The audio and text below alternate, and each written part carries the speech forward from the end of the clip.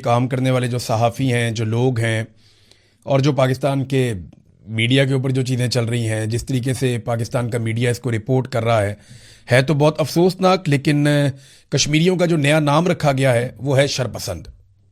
यानी जहाँ पे भी कश्मीरी कोई एहतजाज करते हैं, अपने हक़ के लिए बाहर निकलते हैं, पुरअमन रह के कोई आवाज़ उठाते हैं, वो कहा जाता है जी शरपसंद है और उन्हें शरपसंद करार दिया जाता है। ये नया नाम कश्मीरियों का रख दिया गया। इसी तरह ना पाकिस्तानियों के नाम बिगाड़े जाते हैं। इसी तरह से नाम बिगाड़ने के बाद उन्हें पहले बुरा कहा जाता है, फिर बुरा दिखाया जाता है, फिर प्रोपेगेंडा किया जाता है और फिर उनको मारा जाता है। यही काम बंगालियों के साथ किया गया, मुहाजिरों के साथ किया गया, बलोचों के साथ किया गया, पश्तूनों के साथ किया गया, कबाइलियों के साथ किया गया। आज कश्मीरियों के साथ किया जा रहा है। बचेगा कोई नहीं। बारी बारी सबकी बारी। पंजाब में बेशुमार लोगों के घरों के ऊपर धावा बोला जा चुका है पाकिस्तान की एजेंसियों और पुलिस की जानिब से।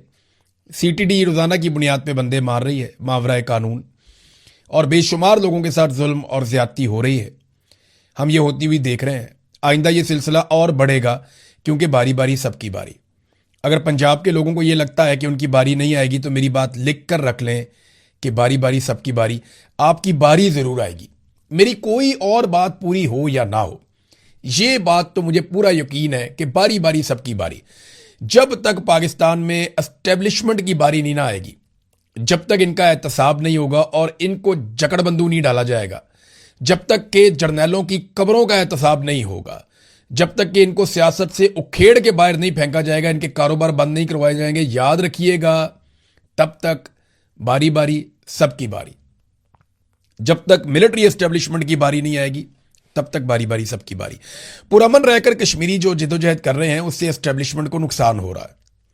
देखिए, रोज़ाना की बुनियाद पे क्रैकडाउन के नाम पर गोलियां बरसाई जा रही हैं। कभी एक आदमी शहीद हो जाता है, कभी दो, कभी तीन, और ये सिलसिला चलता चला जा रहा है। बहुत सारे लोग जो हैं वो बुलेट इंजरीज के साथ अस्पतालों में पड़े हैं। कई लोग जो हैं वो अस्पतालों से डिस्चार्ज हो गए। जख्मियों के ऊपर अस्पतालों में आकर लाठी चार्ज किया गया। ये सारी चीज़ें जब हम देखते हैं ना, जिस तरीके से मार कुटाई हो रही है, जो मनाजिर मैंने देखे हैं, तो इससे एक बात समझ आती है, और वो सादी बात यह है कि उकसाने की कोशिश की जा रही है। कश्मीरी अवाम को गुस्सा दिलाया जा रहा है। कश्मीरी अवाम को इश्तियाल दिलाने की कोशिश की जा रही है कि कुछ भी करके कश्मीरी अवाम कुछ ऐसा कर दें, कुछ ऐसा बड़ा कर दें जिसके नतीजे में, या कोई फॉल्स फ्लैग ऑपरेशन का जवाब पैदा हो जाए जिसके नतीजे में पूरे कश्मीर के अंदर फिर मनचाही कार्रवाइयां की जाएं। लेकिन कश्मीरी पुरअमन रहकर अभी तक ऐसा कोई मौका नहीं दे रहे। लेकिन ऐसा कोई भी इंसिडेंट हो गया, खुदा ना खास्ता, चाहे वो रियल हो, चाहे वो फॉल्स फ्लैग हो, फिर आप देखिए हमारे मीडिया के वो दोस्त जो आजकल शरपसंद का लफ्ज़ बड़े शौक से इस्तेमाल कर रहे हैं, वो बाद में ज़मीन आसमान के कलाबे मिलाएंगे, उनके मुंह से झाग निकल रही होगी और वो बगावत के और गद्दारियों के वो फतवे बांट रहे होंगे। एक कश्मीरी मुहिब्बे वतन लोग हैं, पाकिस्तान से प्यार करने वाले लोग हैं, अपनी सरजमीन से प्यार करने वाले लोग हैं। उनके तमाम मुतालबात ही जायज़ हैं। फजलुर रहमान जैसे आदमी ने कहा असेंबली में खड़े होकर कि बताएं उनका कौन सा ऐसा मुतालबा है जो जायज़ नहीं है।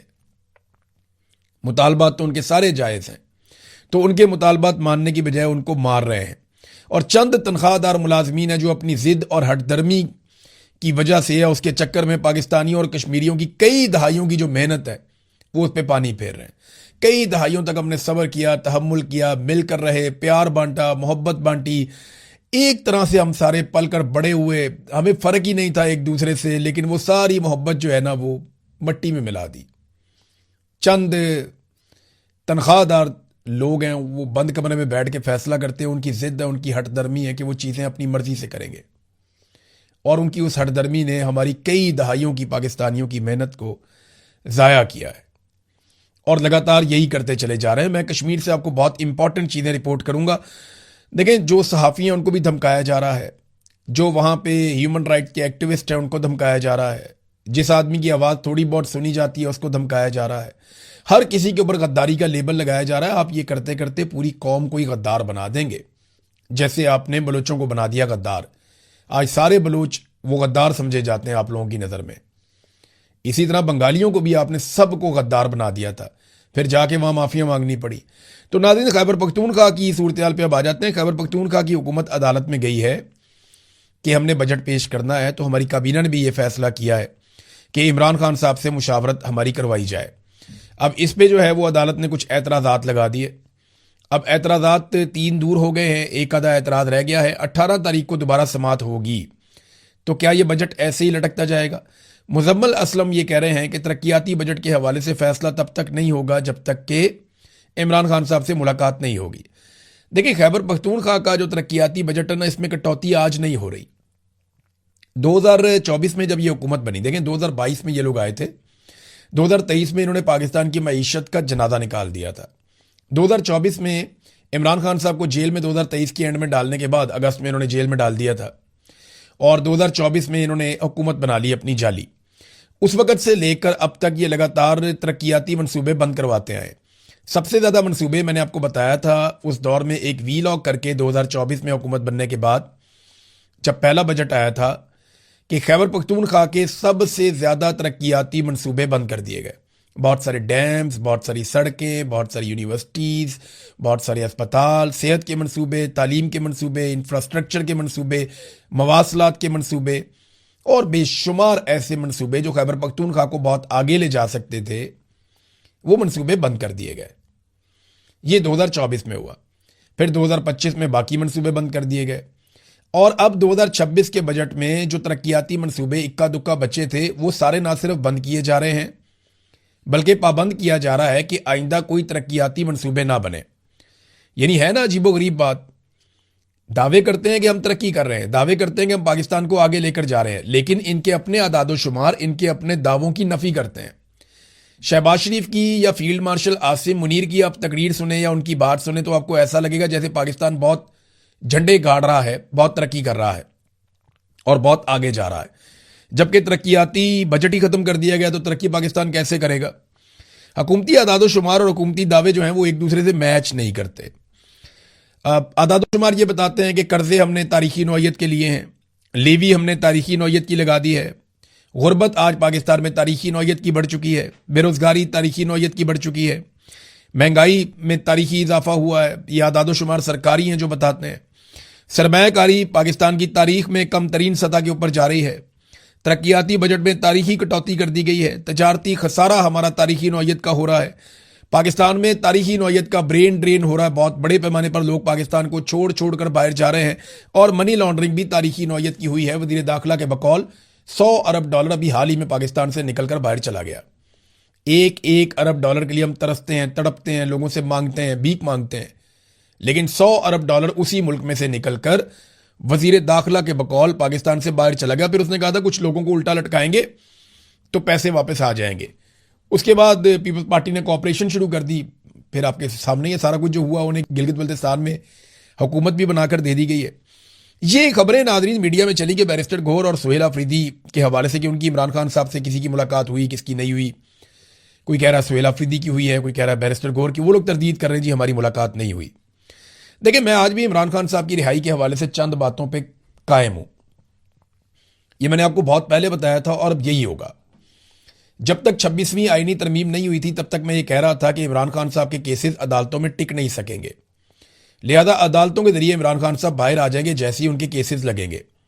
लेकिन 26वीं आईनी तरमीम होने के बाद मैंने आपको यह कह दिया था कि अब इमरान खान अदालत के जरिए कभी बाहर नहीं आएगा, और 27वीं आईनी तरमीम के बाद तो मुकम्मल तौर पे इमरान खान साहब की रिहाई के तमाम रास्ते बंद कर दिए गए। अब रिहाई का जो तरीकाकार है ना, एक तो माशी दबाव इनके ऊपर रहेगा। मईशत की जो तबाही हो चुकी है वो दबाव पाकिस्तान की मिलिट्री एस्टेब्लिशमेंट के ऊपर रहेगा। हुकूमत ने फैसला नहीं करना, मिलिट्री एस्टेब्लिशमेंट ने फैसला करना है इमरान खान के बाहर आने का। तो आसिम मुनीर साहब तो इमरान खान को बाहर आने नहीं देंगे, उनका बस चले तो वो कभी भी बाहर ना आने दें। तो माशी दबाव तो है ही। अब अगर अवामी दबाव बढ़ जाता तो शायद इमरान खान साहब की रिहाई हो जाती। अवामी दबाव बनाने में नाकाम रहे अली अमीन गंडापुर भी और सुहेल अफरीदी भी। ये दोनों सूबाई हुकूमतें हैं। एक्चुअली तो ये काम जुनैद अकबर का भी है, ये काम सलमान अकरम राजा का भी है, ये काम बैरिस्टर गौहर का और बाकी लोगों का भी है। आलिया हमजा साहबा पहले कोशिश करती रही, फिर वो भी गिरफ्तार हो गई। तो ये जब तक अवामी मुजामत नहीं होगी, बड़े पैमाने पर लोग नहीं निकलेंगे और हुकूमत को गले से नहीं पकड़ेंगे या एस्टेब्लिशमेंट को नाकों चने नहीं चबवाएंगे, तब तक तो इमरान खान बाहर आने से रहे। और माशी तबाही जो है वो एक प्रेशर डालने का एक जरिया बनेगी। अच्छा, दूसरा जो इसमें रास्ता है वो ये है कि बैरूनी दबाव बढ़ जाए और एस्टेब्लिशमेंट के साथ कोई डील हो जाए, तो इमरान खान साहब बाहर आ सकते हैं। अब ये डील में ना देखना ये होगा कि कितनी मुजामत करती है पाकिस्तान तहरीक इंसाफ। अगर तहरीक इंसाफ ने ज्यादा मुज़ाहमत की तो एस्टेब्लिशमेंट के साथ डील में वो पाकिस्तान के लिए या अपने लिए कुछ ज्यादा हासिल कर लेंगे।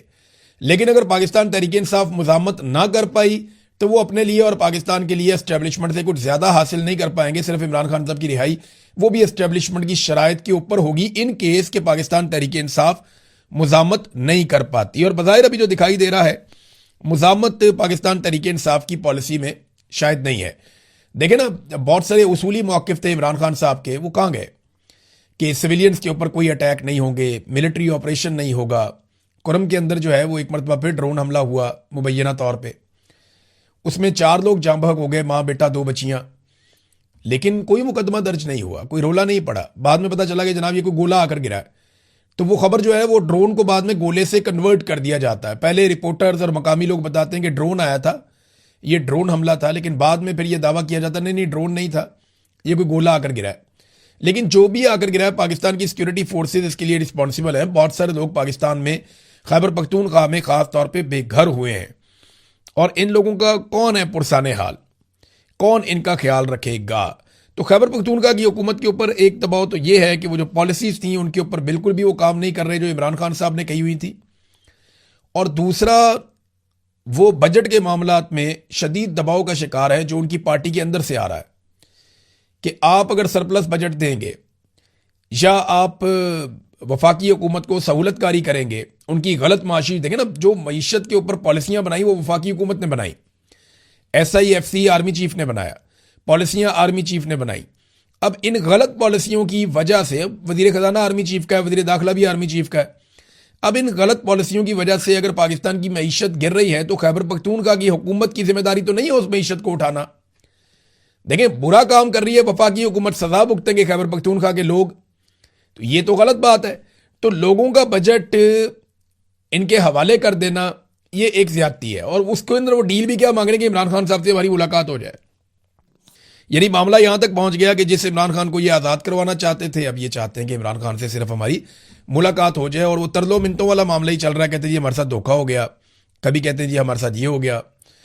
तो कश्मीर के मामले में नाज़रीन एक बात मैं आपको और बताना चाहता हूं कि अभी कुछ अर्सा पहले, 1 साल पहले, जब इंडिया पाकिस्तान की झड़पें हुई थी तो उसमें मई 2025 में, तो तब मुझे अच्छी तरह याद है कि जो जॉइंट अवामी एक्शन कमेटी के लोग थे ये सारे के सारे पाकिस्तानी फोर्सेस के साथ खड़े हुए थे इंडियन फोर्सेस के मुकाबले में। आज इन लोगों पे इल्ज़ाम लगाया जा रहा है कि ये इंडियन फोर्सेस के बंदे हैं, ये रॉ के एजेंट हैं और ये पाकिस्तान के गद्दार हैं और ये शरपसंद हैं, आज इन्हें ये कहा जा रहा है। लेकिन कल यही सारे लोग बॉर्डरों पे गए थे और जाकर पाकिस्तानी फौज की हौसला अफजाई की थी। तब शहबाज शरीफ बॉर्डर पे नहीं गया था, फैसल राठौर बॉर्डर पे नहीं गया था, बिलावल बॉर्डर पे नहीं गया था, बाकी लोग बॉर्डर पे नहीं गए थे, लेकिन जॉइंट अवामी एक्शन कमेटी के लोग बॉर्डर पे गए थे। सरहदों पे जाकर लाइन ऑफ कंट्रोल पे इन्होंने फौजियों की हौसला अफजाई की थी।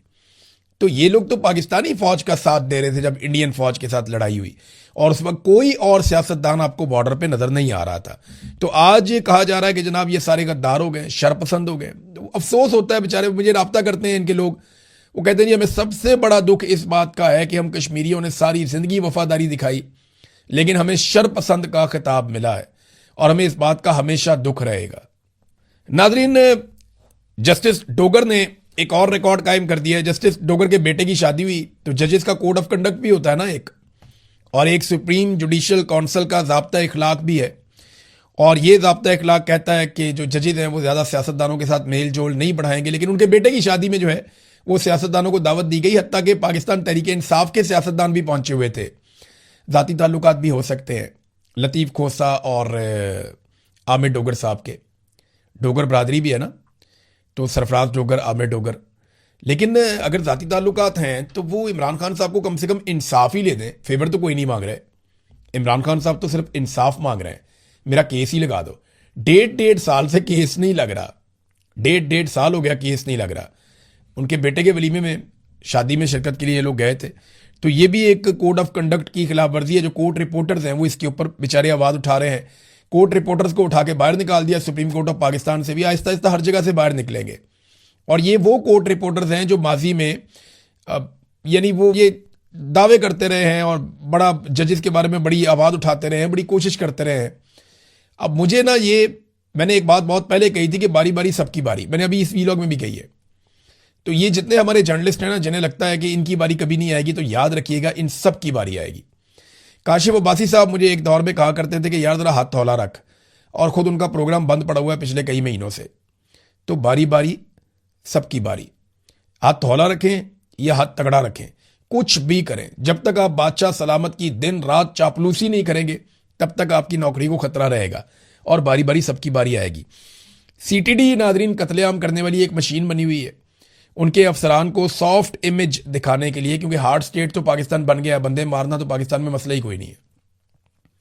सॉफ्ट इमेज दिखाने के लिए उनके अफसरान को कोट पैंट टाई पहना के जो है वो बिठा दिया गया, क्योंकि ऑस्ट्रेलिया के वज़ीर आज़म ने भी मुतालबा किया कि जनाब हमारे शहरी वहाँ पे आए हुए थे, वहाँ गोलियां मार के सड़क पे कत्ल कर दिया, ये तो बड़ा नामुनासिब है। 2 बंदों को गोलियां लगी हुई हैं, एक 9 साल की बच्ची शहीद हो गई है। अब ये ऑस्ट्रेलियन ना होते तो सोचे क्या होता, ऑस्ट्रेलियन ना होते ना तो जो मकतूलीन है ना, उनके ख़ानदान वाले कह रहे होते कि अच्छी खासी पुलिस की गोली जा रही थी, मकतूल भाग के गोली के आगे आ गया, मकतूल का कसूर है।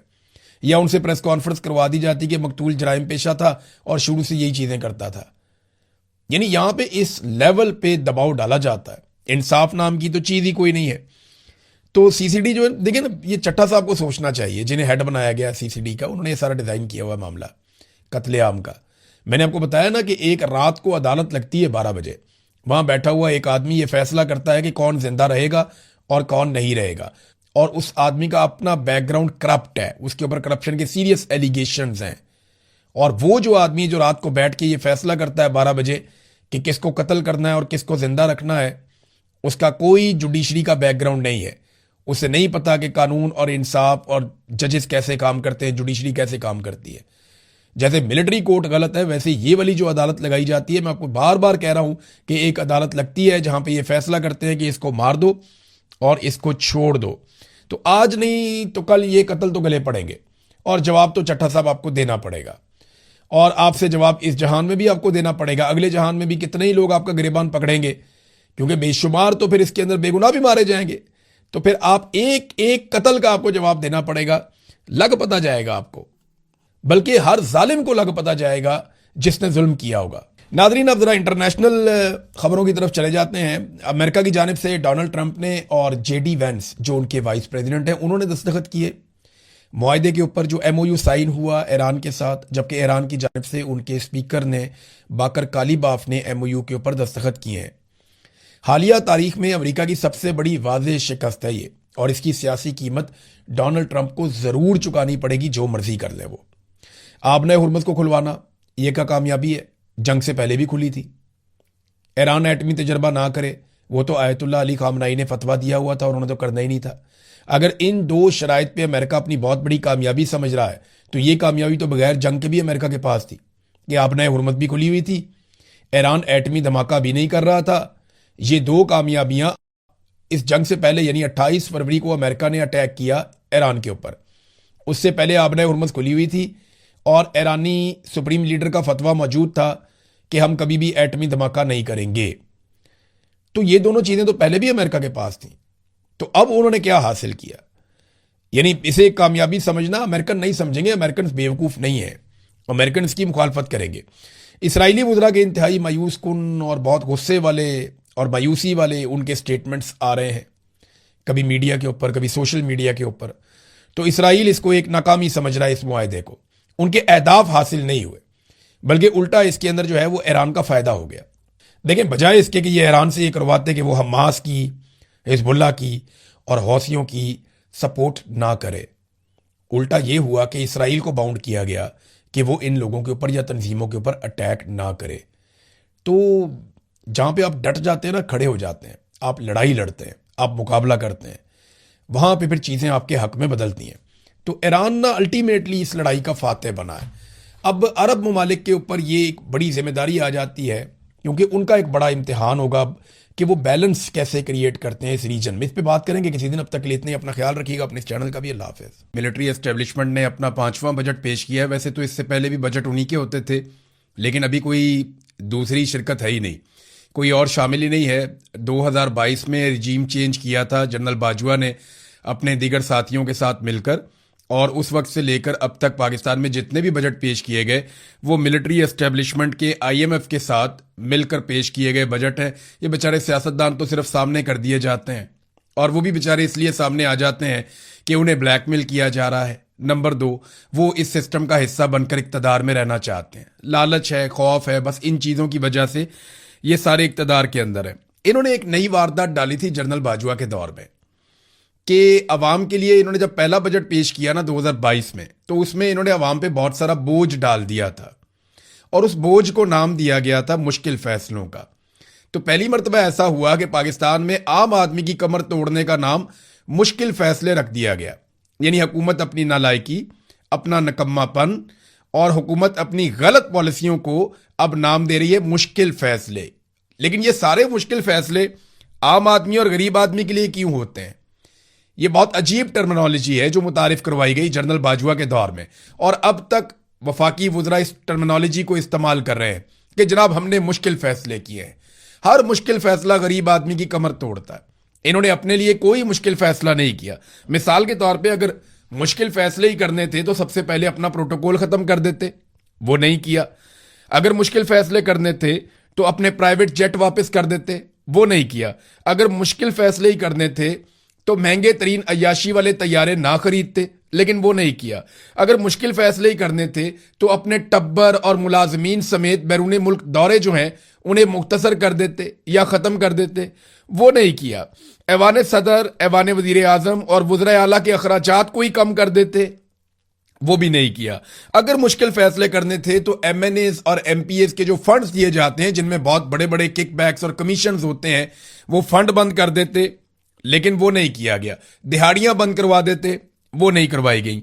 आईपीपी से जान छुड़वा देते अगर मुश्किल फैसले ही करने थे तो, लेकिन वो मुश्किल फैसला नहीं किया गया।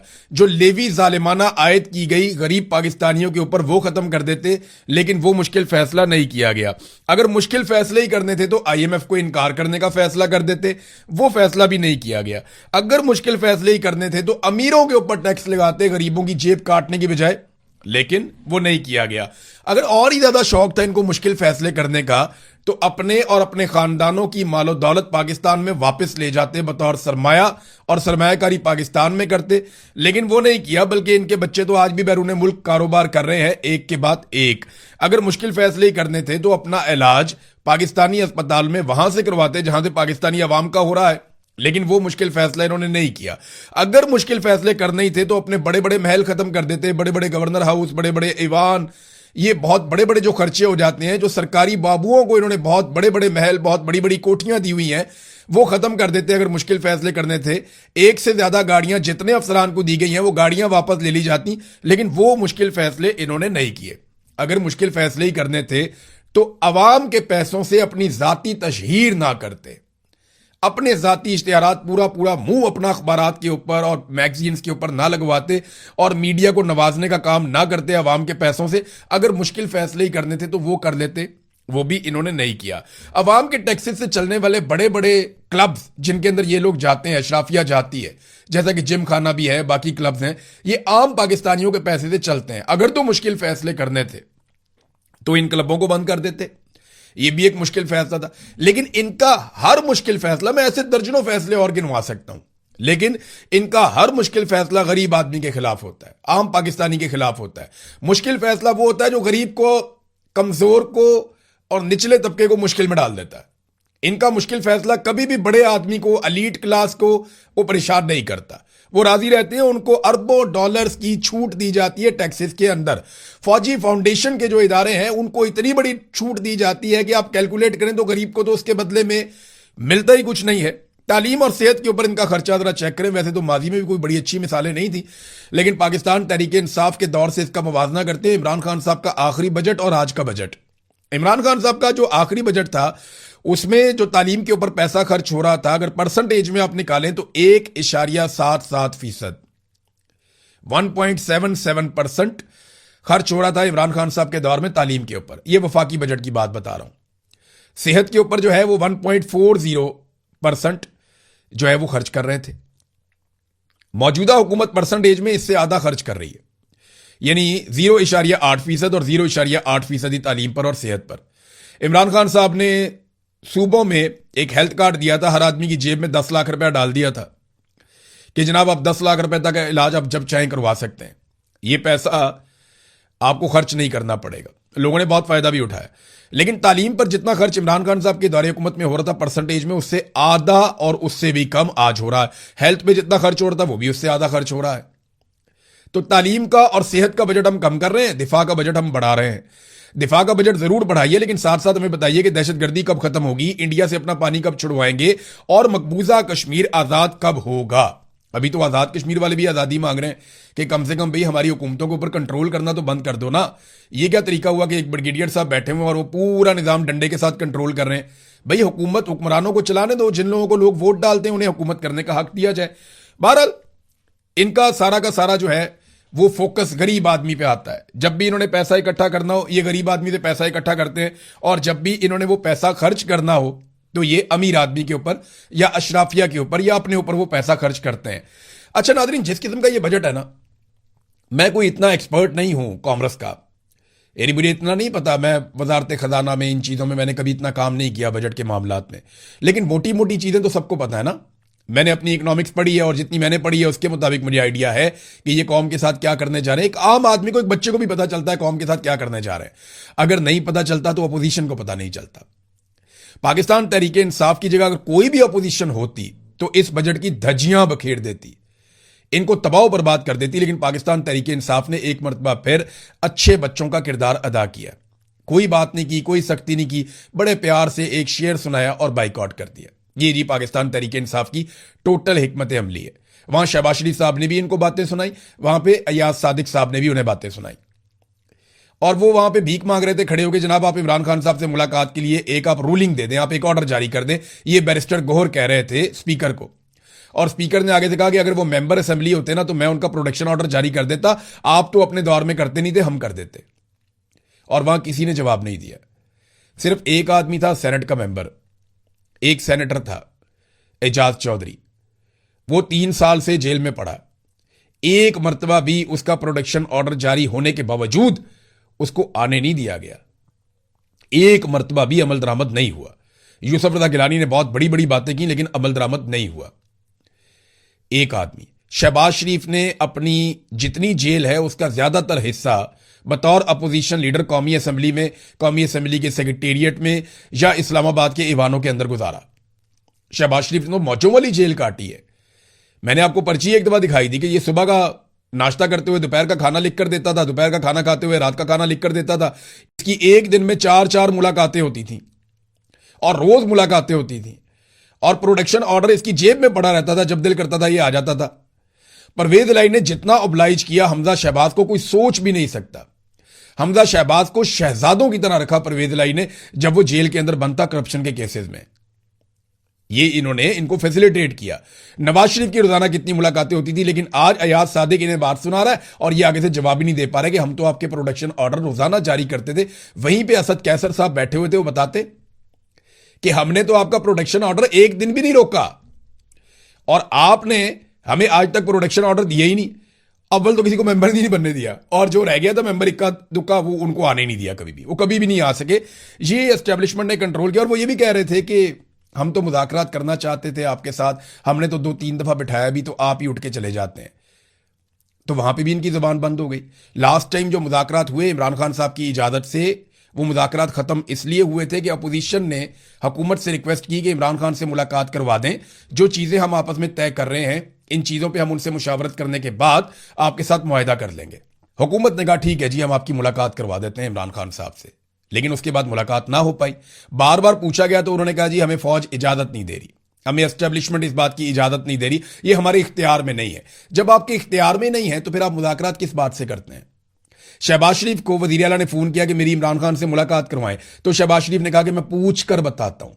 जब आपकी औकात ही नहीं है तो आप मुज़ाकरात का दावा क्यों करते हैं? वैसे मेरा यह मानना है कि जब भी कभी सियासतदानों को होश आई और ये आपस में मुज़ाकरात करें तो अगर ये मिलकर एक काम कर दें ना, सारे चोर, सारे डाकू, सारे मिलकर पाकिस्तान की मिलिट्री एस्टेब्लिशमेंट को सियासी किरदार से बाहर निकाल दें, फौज का सियासत के अंदर से किरदार अगर खत्म कर दें सारे चोर और डाकू मिलकर, तो पाकिस्तान आगे बढ़ जाएगा। पाकिस्तान बहुत तरक्की कर जाएगा। जब तक फौज सियासत में किरदार अदा करती रहेगी, पाकिस्तान एक कदम आगे नहीं बढ़ सकता। और याद रखिएगा, फौज पाकिस्तान के भले के लिए सियासत में किरदार अदा नहीं करती, वो अपनी एक्सटेंशन के लिए, अपने इस्तिस्ना के लिए, अपने मफादात के लिए, अपने कारोबारों के लिए सियासत में किरदार अदा करती है। पाकिस्तान के लिए नहीं करती। पाकिस्तान के लिए करती होती तो पाकिस्तान का यह भट्ठा बैठ जाता 4-5 साल के अंदर। ये 5वां बजट है, लगातार अवाम की मंजी ठोक रहे हैं। तो फौज का सियासत में किरदार जर्नैलों के जाती मफादात के लिए है, अपने फायदों के लिए है। फौज का सियासत में किरदार पाकिस्तान के फायदे के लिए नहीं है। यह बात भी आप जरा अपने पल्ले बांध लें। भारत पाकिस्तान तहरीक इंसाफ को अपोजिशन करनी चाहिए थी, कोई व्हाइट पेपर लेके आते, अवामी सतह का कोई एहतजाज करते, कोई हकायक सामने लेकर आते, एक एक पॉइंट के ऊपर हुकूमत को बेनकाब करते, लेकिन उन्होंने कुछ नहीं किया। पीटीआई के लोगों को यह लगता है कि कल कला को इमरान खान बाहर आएगा, वो एक नारा लगाएगा, हम सबको टिकट मिलेंगे, हम इलेक्शन जीत जाएंगे, हमें काम करने की क्या जरूरत है। भाई, अपोजिशन की एक रिस्पॉन्सिबिलिटी होती है। आपको जबरदस्ती अगर अपोजिशन में बैठा ही दिया है तो आप अपनी जिम्मेदारी तो अदा करें। आम आदमी के लिए आवाज तो उठाएं। किसान के लिए कोई आवाज नहीं उठा रहा, सनतकार के लिए कोई आवाज नहीं उठा रहा, छोटे ताजरों के लिए कोई आवाज नहीं उठा रहा, तनख्वाहदार तबके के लिए कोई आवाज नहीं उठा रहा, खवातीन के लिए, बच्चों की तालीम के लिए कोई आवाज नहीं उठा रहा, बढ़ती हुई महंगाई, लोगों के किचन नहीं चल रहे, कोई आवाज नहीं उठा रहा, कोई बात ही नहीं करता। क्योंकि ये सारे अशराफियां हैं, इनके पास पैसे हैं, ये आराम से अपना बिल पे कर देते हैं और इनको भारी पैसा मिलता भी है असेंबलियों में बैठने के एवज। और यहां पे बैठ के ये अपनी बातें करके चले जाते हैं। पैसा इनको कौम देती है और कौम के लिए ये कोई काम नहीं करते। अपोजिशन ने किसी सूरत भी अवाम के लिए कोई आवाज नहीं उठाई इस वक्त तक। जो काम उन्हें करना चाहिए था उन्होंने नहीं किया, बल्कि कॉपरेशन की है। पाकिस्तान तहरीक इंसाफ की वाहिद एक सूबाई हुकूमत है, उन्होंने इतनी कॉपरेशन की है कि कोई दोस्त भी इतनी कॉपरेशन ना करता जितनी इन्होंने कर दी है। और बदले में क्या लिया ये मैं आपको बताता हूं आगे चलकर। शहबाज शरीफ साहब ने एक नई ऑफर भी कर दी है, लेकिन मैं आपको याद दिलाऊं, मैंने आपसे नादरीन जिक्र किया था एक टैप टैप सेंड एप्लीकेशन का। इससे आप पैसे पाकिस्तान में भिजवा सकते हैं। ये खासतौर पे ओवरसीज पाकिस्तानियों के लिए था और मैंने आपको बताया था कि इसमें 2-3 चीजें बड़ी अहम है। नंबर 1 तो ये बड़ा फास्ट ट्रैक है, आपके पैसे जल्दी से पाकिस्तान पहुंच जाते हैं। नंबर 2 ये है कि इसका एक्सचेंज रेट भी अच्छा है। और नंबर 3 ये है कि ये महफूज जरिया है, आपके पैसे महफूज तरीके से पाकिस्तान पहुंच जाएंगे। तो आप अमेरिका में हैं, यूरोप में हैं, बरतानिया में हैं, दीगर ममालिक में हैं, कनाडा में हैं, तो आप पाकिस्तान में पैसे भेजना चाहते हैं तो आप टैप टैप सेंड एप्लीकेशन को इस्तेमाल कर सकते हैं। जैसा कि मैंने पहले भी आपसे कहा था, काफ़ी लोगों ने इसको इस्तेमाल किया है, अच्छा फीडबैक भी आया है। लेकिन अगर आप मेरा प्रोमो कोड इस्तेमाल करेंगे पैसे भेजते वक्त, जो कि IRK है, इमरान रियाज खान से IRK, आप मेरा प्रोमो कोड इस्तेमाल करेंगे तो आपको बोनस भी मिल जाएगा। तो ये एक अच्छी बात है। तो टैप टैप सेंड एप्लीकेशन मैं एक मरतबा फिर आपको याद दिला रहा हूं।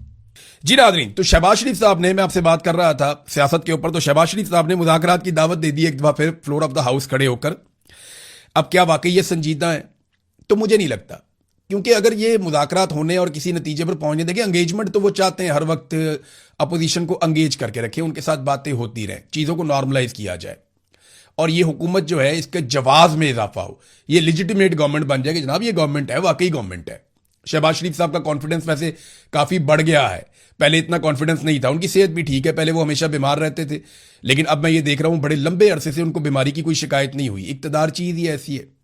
बहरहाल शहबाज शरीफ साहब जो है वो क्या संजीदा है, ये आने वाले दिनों में आपको समझ आ जाएगी।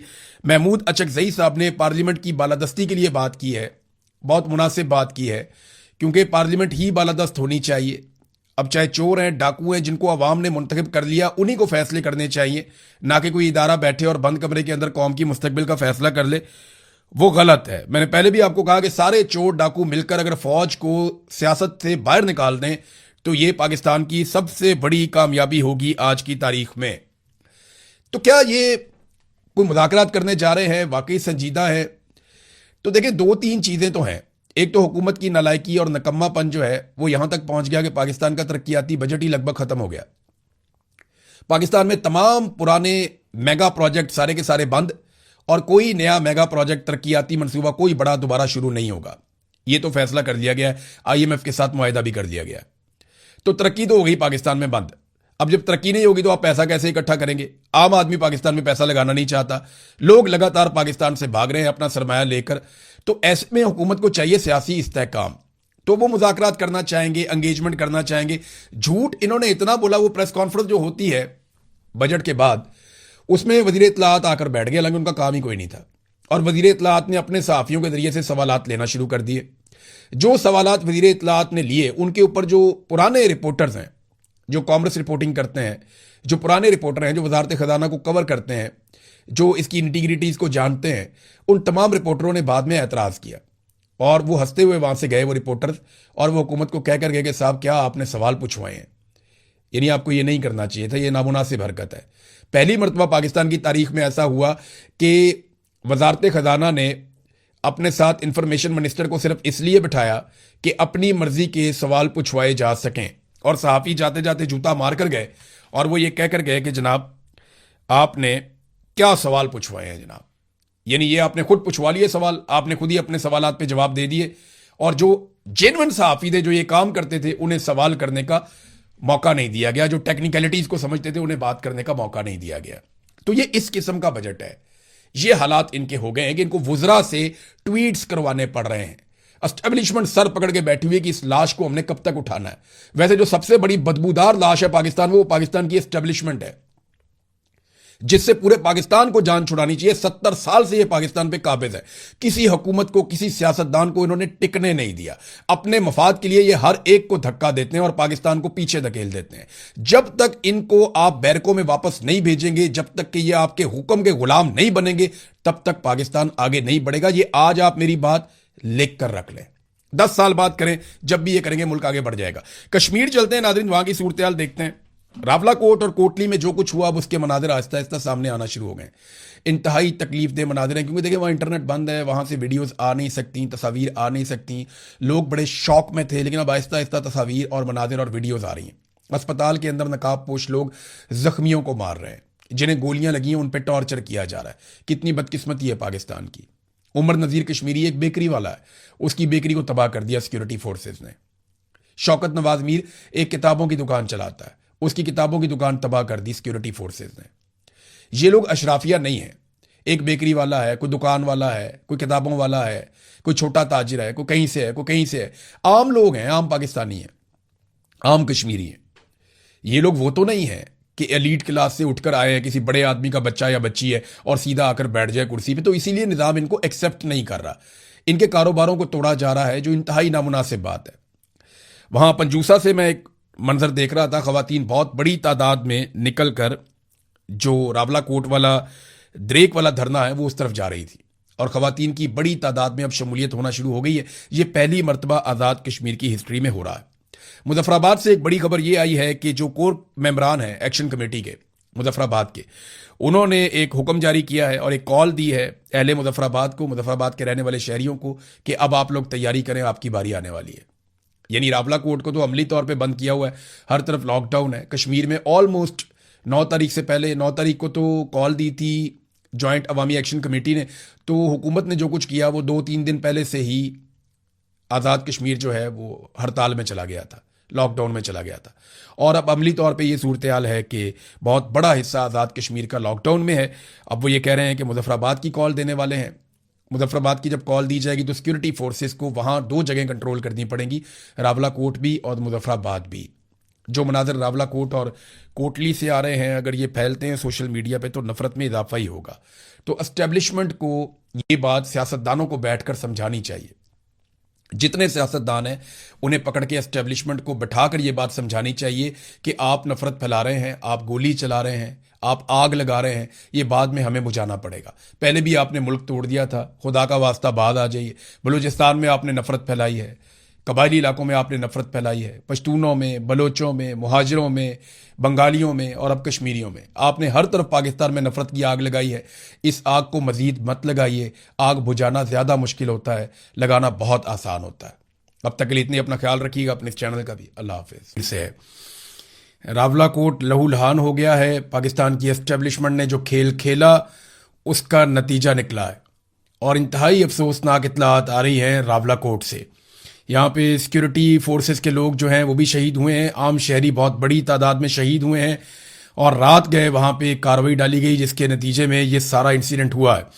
ये सारी तफसीलात भी मैं आपके सामने रखूँगा। दूसरा, गिलगित बल्तिस्तान के इलेक्शन के रिजल्ट्स भी अब हमारे सामने मौजूद हैं। एक तो ये कि जब रिज़ल्ट आ रहे थे और बड़ी तेज़ी से रिज़ल्ट आ रहे थे, तो 10 बजे के आसपास रात के वक्त तब तक ये इतला आती 7, 8, 9, 10 बजे तक ये इतलात आ रही थी कि पाकिस्तान तहरीक इंसाफ और MWM के उम्मीदवार आगे चल रहे हैं, वो जीत रहे हैं और उनकी वाज़ेह अक्सरियत दिखाई दे रही थी। लेकिन उसके बाद नताइज रोक दिए गए। नताइज रोकना एक मरतबा फिर इस बात का सबूत है कि पाकिस्तान की मिलिट्री एस्टेब्लिशमेंट सारा कुछ करने के बावजूद अवाम को कायल करने में कामयाब नहीं हो सकी। और गिलगित बल्तिस्तान के लोगों ने ना सिर्फ अपनी मजबूरियों को एक साइड पे रखा, क्योंकि देखिए उनकी मजबूरी होती है कि उन्होंने वफाक में हुकूमत में मौजूद जमातों को वोट डालना होता है। वो पीपल्स पार्टी और PMLN को वोट डालेंगे तो उन्हें फंड मिलेंगे, उनका इलाका चलेगा, उनके कारोबारी ज़िंदगी, उनके मामला चलेंगे। और अगर वो अपोजिशन को वोट डाल देंगे तो उन्हें कोई फ़ायदा उससे नहीं मिलेगा। और ये उनको दिखाई भी दे रहा है कि जब तक पाकिस्तान में ये सेटअप है या मिलिट्री एस्टेब्लिशमेंट इस रविश पे कायम है, तब तक वो पाकिस्तान तहरीक इंसाफ को आने भी नहीं देंगे। इसके बावजूद गिलगित बल्तिस्तान के लोगों ने हैरान कर दिया। जितने बड़े पैमाने पर वो निकले, उन्होंने निकलकर वोट डाला। इसकी तवक्को ना पीपल्स पार्टी को थी ना PMLN को थी। तो टर्नआउट ज्यादा होने का फायदा पाकिस्तान तहरीक इंसाफ को होना था, वो हुआ। खवातीन ने हैरान किया, बड़ी तादाद में खवातीन ने निकलकर जो वोट डाला वो पाकिस्तान तहरीक इंसाफ को उसका फायदा हुआ। और जैसे एक खामोश वोटर थे जो बता नहीं रहे थे कि वो यहां वोट करेंगे या वहां वोट करेंगे, उन्होंने काफी चीजें तब्दील कर दी। सारा दिन गहमा गहमी जो है वो हम पाकिस्तान तहरीक इंसाफ के कैंप्स में देखते रहे और हु का आलम था PMLN के कैंप्स में। खास तौर पे पीपल्स पार्टी के लोग तो फिर भी दिखाई दे जाते थे और वो पता चलता था कि पीपल्स पार्टी की गहमा गहमी हो रही है, उनकी पॉलिटिकल एक्टिविटी चल रही है। लेकिन PMLN के कैंप्स में नवाज शरीफ के जाने के बावजूद, यानी नून लीग ने अपना सबसे तगड़ा मोहरा मैदान में उतारा था, तो अमली तौर पे तो वो अब पाकिस्तान मुस्लिम लीग नून जो है वो आसिम मुनीर साहब की पार्टी है।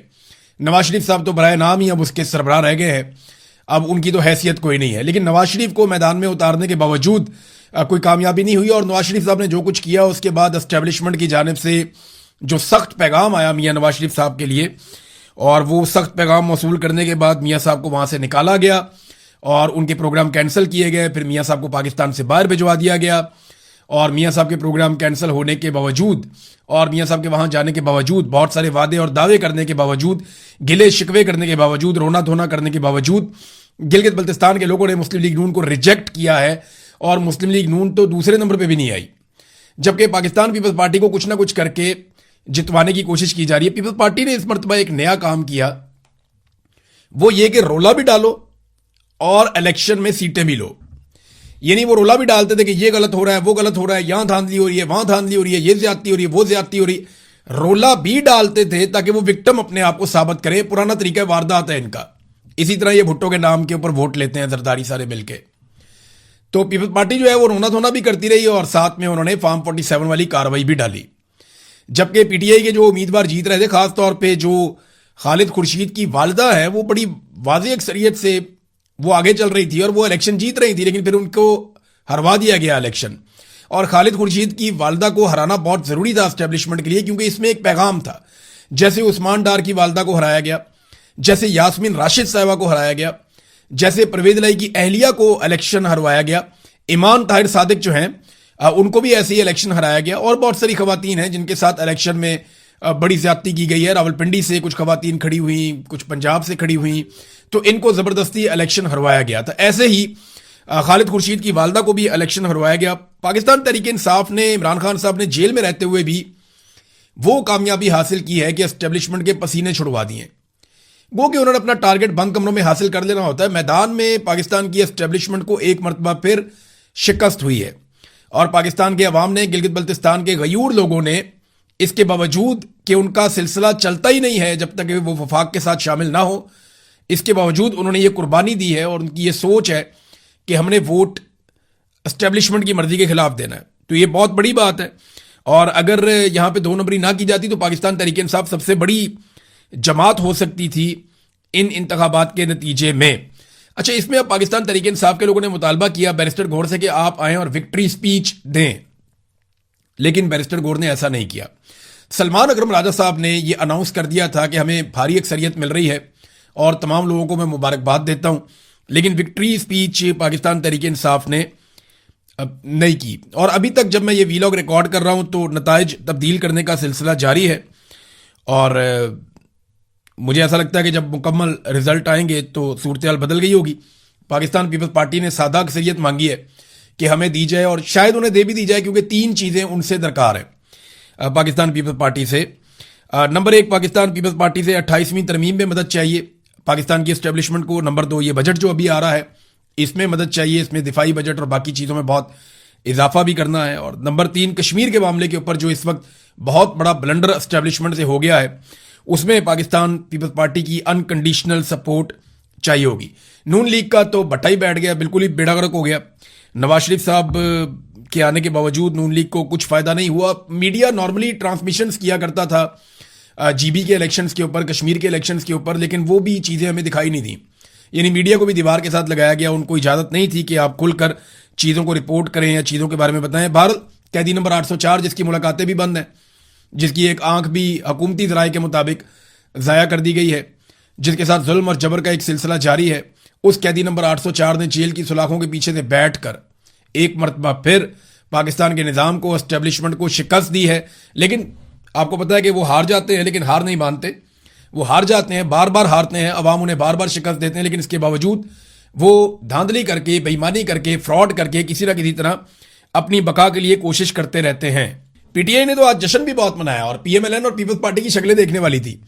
आज से चंद दिन पहले जिस तरह ये एक दूसरे को गालियां दे रहे थे, एक दूसरे को बुरा भला कह रहे थे, वो कह रहा था तू करप्ट है, वो कह रहा था तू करप्ट है, वो कह रहा था लाहौर बर्बाद हो गया, वो कह रहा था कराची बर्बाद हो गया, वो कह रहा था तुम लोगों ने ये खाया वो किया, तुमने बेनजीर इनकम सपोर्ट प्रोग्राम में करप्शन की, वो कह रहा था तुमने बिजली के कारखानों में करप्शन की, वो कह रहा था तुम्हारी हुकूमत जाली है, वो कह रहा था तुम फॉर्म 47 के ऊपर आए हो। एक दूसरे को बुरा भला कह रहे थे, लेकिन जैसे ही पोलिंग का वक्त खत्म हुआ तो ये सारे इकट्ठे होकर बैठ गए और इनकी शक्लों के ऊपर 12 बजे हुए थे। तस्वीर आप देखें, यानी इनकी शक्लें बता रही हैं कि इनके साथ क्या हुआ। उधर पाकिस्तान तरीके इंसाफ के आप देखें प्रोग्राम, वो जश्न मना रहे हैं उसके बाद कि हमने इलेक्शन जीत लिया, अब रिजल्ट ये जो भी करें। अब देखना यह है कि गिलगित बल्तिस्तान के लोग और पाकिस्तान तरीके इंसाफ की क़यादत इसके ऊपर किस तरह का रद्द-ए-अमल देती है। जिस तरह एक मरतबा फिर उनका इलेक्शन, चलो पूरा चोरी नहीं हुआ तो बहुत बड़े पैमाने पर उनका इलेक्शन चोरी हो गया है, देखते हैं वो इसके ऊपर किस किस्म का रद्द-ए-अमल देते हैं। नाज़रीन, अब चलते हैं आज़ाद कश्मीर की सूरत हाल पे, जो इंतहाई अफसोसनाक है और बहुत ही तशवीशनाक खबरें जो हैं वो आज़ाद कश्मीर से आ रही हैं। रावलाकोट ये एक ऐसा इलाका है जहां से बड़ी सख्त मुज़ाहमत होती है हमेशा, और यहां के लोग बड़े सख्त जान हैं, बड़े मजबूत लोग हैं और बड़े बहादुर लोग हैं। इनके बहुत सारे लोगों ने बड़ी बड़ी कुर्बानियां भी दी हैं पाकिस्तान के लिए और कश्मीर के लिए। अब ये रावलाकोट के अंदर पहला इंसिडेंट होता है जहां पे उमर नज़ीर कश्मीरी को गोली मारी जाती है, उनको जख्मी किया जाता है गोलियां मार के, और उनके एक साथी शाहजेब को कत्ल कर दिया जाता है और उनकी शहादत के साथ कुछ और लोग जख्मी हो जाते हैं। फिर नमाज जनाजा का एक मामला खड़ा होता है, लोग सीएमएच के बाहर एहतजाज कर रहे हैं और अचानक से चारों तरफ से सिक्योरिटी फोर्सेज ने घेरना शुरू कर दिया और उसके बाद लाइटें बंद कर दी गई। जिस तरह 26 नवंबर को लाइटें बंद हो गई थी डी चौक में, इसी तरह लाइटें बंद कर दी गई और फिर फायरिंग का सिलसिला शुरू होता है। अभी बहुत सारे ऐसे मनाजिर आ रहे हैं जो बड़े हौलनाक हैं, और इतने हौलनाक मनाजिर हैं और ऐसी ऑडियोज हैं और इस तरह की वीडियोज आ रही हैं कि मैं आपको दिखा भी नहीं सकता। यानी मैं खुद वो देख रहा था तो मैं नहीं देख पा रहा था कि इस किस्म की बर्बरियत क्या आज़ाद कश्मीर में हो सकती है। हम मकबूजा कश्मीर में कभी ऐसी चीज़ों की तवक्को नहीं कर रहे थे जो आज़ाद कश्मीर में हो गया है। अहमद फरहाद साहब की टाइमलाइन से मैं एक चीज़ आपको पढ़ के सुनाता हूँ, क्योंकि उनका ताल्लुक कश्मीर से है और डायरेक्टली उनके बहुत सारे दोस्त उस एहतजाज में वहां पे शामिल हैं। तो वो बताते हैं कि रावलाकोट से जिन मकामी लोगों और सहाफ़ियों से बात हुई और जिन दर्जनों लोगों के मैसेजेस मुझे मिले, उनके मुताबिक हजारों मुजाहिरीन पर 1 घंटे से जायद जारी रहने वाले ऑपरेशन में खुदकार हथियारों से शदीद फायरिंग की गई। ये बहुत सारे मैसेजेस मुझे भी आए हैं, बहुत सारी वीडियोज भी आई हैं और मैं हैरान हो रहा था उन्हें देखकर। अहमद फरहाद उन्हीं की बात कर रहे हैं शायद। उन्होंने कहा जी खुदकार हथियारों से शदीद फायरिंग की गई है, जबकि इस दौरान मुसलसल हेलीकॉप्टर भी फिजा में प्रवास करते रहे। ऐनी शाहिदीन के मुताबिक धरने के मुकाम पर उस वक्त दर्जनों शदीद जख्मी मौजूद हैं, जिन्हें उठाने वालों को भी सीधी गोलियां मारी जा रही हैं और जिनमें से अक्सर के बारे में यह खदशा जाहिर किया गया है कि वो मर चुके हैं।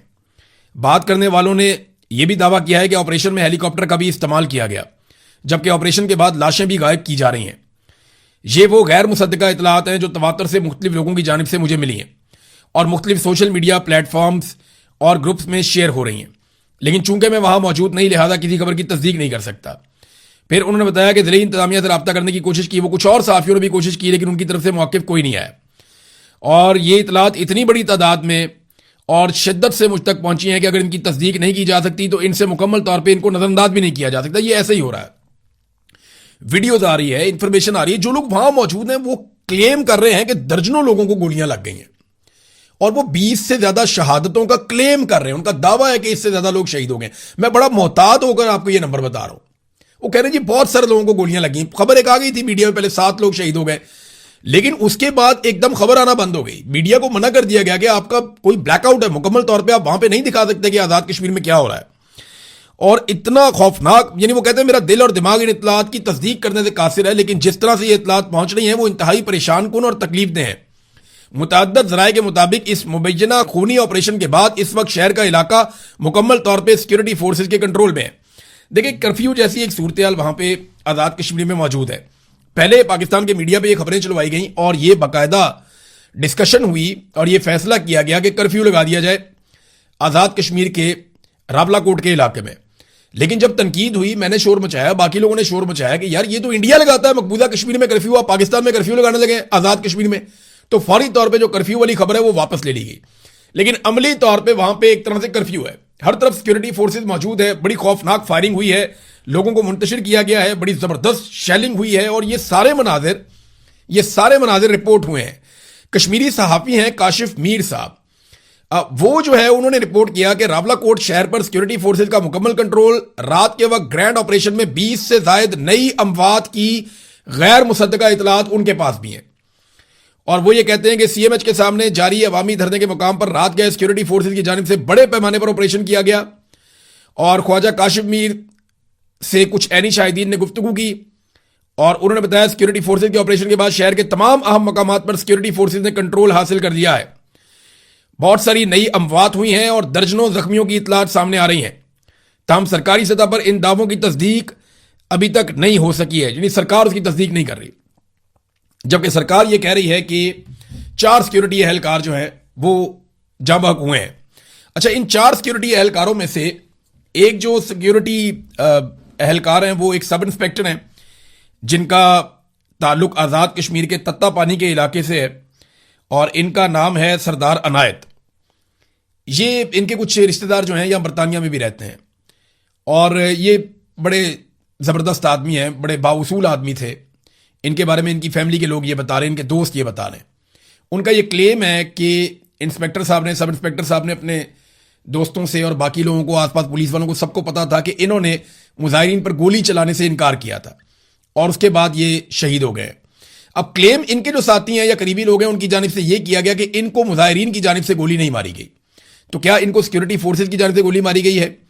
यहां बरतानिया में एक जर्नलिस्ट हैं, कश्मीर से उनका ताल्लुक है, उन्होंने ये खबर भी दी है और उनका ये दावा है कि ये गोली जो है वो चलाई गई है सिक्योरिटी फोर्सेज की जानिब से और उनकी गोली से ये सब इंस्पेक्टर शहीद हुए हैं।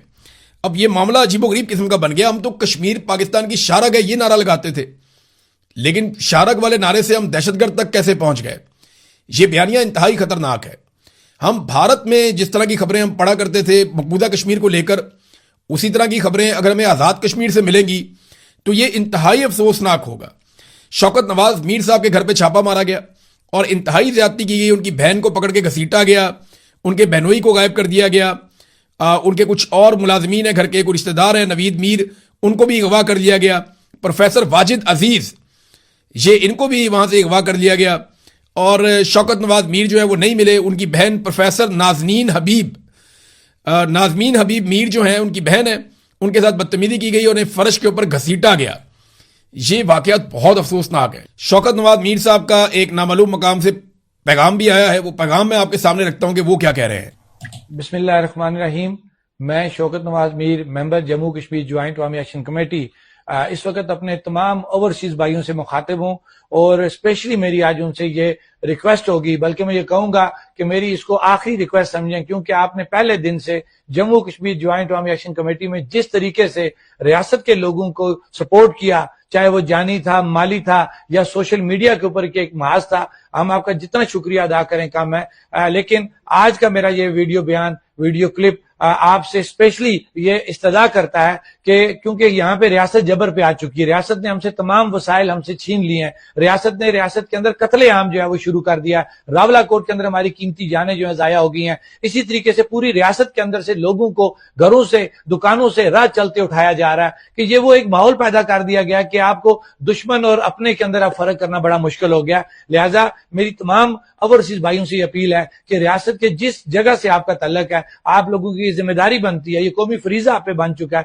कि रियासत के लोग इस वक्त मजबूरी में है, परेशानी में है और वो बेबस हो चुके हैं। आप लोगों की जिम्मेदारी बनती है कि अपने मेरे इस मैसेज को सुनते हुए अपने अपने घरों के अंदर कॉल्स के जरिए उनसे राब्ता करें और उनको ये कहें कि 9 जून को मुकम्मल रियासत को लॉकडाउन करते हुए बाहर निकलें। और खास तौर पे अगर किसी इलाके के अंदर एडवांस वर्किंग स्टार्ट होगी, एडवांस लॉन्ग मार्च स्टार्ट हो गया, तो आप लोगों की जिम्मेदारी बनती है कि उन लोगों को ये कहें कि वो अपने कोर मेंबरान, अपने जिम्मेदारान से राब्ता करते हुए जो डेट उन्होंने फाइनल किया, अगर वो 9 जून से पहले की उन्होंने फाइनल किया तो वो उनको फॉलो करते हुए बाहर निकलें। क्योंकि अगर आज हम बाहर ना निकले तो हमें मार दिया जाएगा, खत्म कर दिया जाएगा, इस रियासत को खत्म कर दिया जाएगा, इस रियासत की शनाख्त को खत्म कर दिया जाएगा। बहैसियत कश्मीरी मेरी और आपकी जिम्मेदारी बनती है कि अपनी रियासत की खुशहाली को बहाल रखते हुए रियासत की सालमियत को बहाल रखने के लिए हमें जुड़े रहना पड़ेगा। और मेरे इस मैसेज को आपकी जिम्मेदारी बनती है कि पूरी रियासत के अंदर बाहर से बैठ के आप लोग अपने घरों में कॉल्स करके तमाम लोगों की बात बताएं, नौजवानों को, बुजुर्गों को, कि जम्मू कश्मीर ज्वाइंट अवामी एक्शन कमेटी के हर मैसेज को फॉलो किया जाए। ये शौकत नवाज मीर साहब की आपने बात की, उन्होंने एक जुमला बोला कि रियासत की शनाख्त। अब देखिए, पाकिस्तान में एक नया मुतालबा शुरू हो गया है और ये मुतालबा वो लोग कर रहे हैं जो PMLN या मिलिट्री एस्टेब्लिशमेंट के करीब है। तो इसका मतलब ये है कि इसके ऊपर भी डिस्कशन हो रही है कहीं पे। मुतालबा ये किया जा रहा है कि आज़ाद कश्मीर को पाकिस्तान का हिस्सा करार दे दिया जाए। देखिए, मेरे ख्याल में ये अक़वाम मुत्तहिदा में और आलमी सतह पर अपने केस को तबाह करने की एक साजिश हो सकता है। आप ये कैसे कर सकते हैं? मकबूजा कश्मीर वाला आपका मुकदमा ही खत्म हो जाएगा अगर आपने आज़ाद कश्मीर को पाकिस्तान का हिस्सा डिक्लेयर कर दिया। आप तो ये कहते हैं कि कश्मीर का फैसला कश्मीरी करेंगे और इस्तिस्वाब राय के जरिए होगा, अक़वाम मुत्तहिदा की करारदाद के मुताबिक होगा।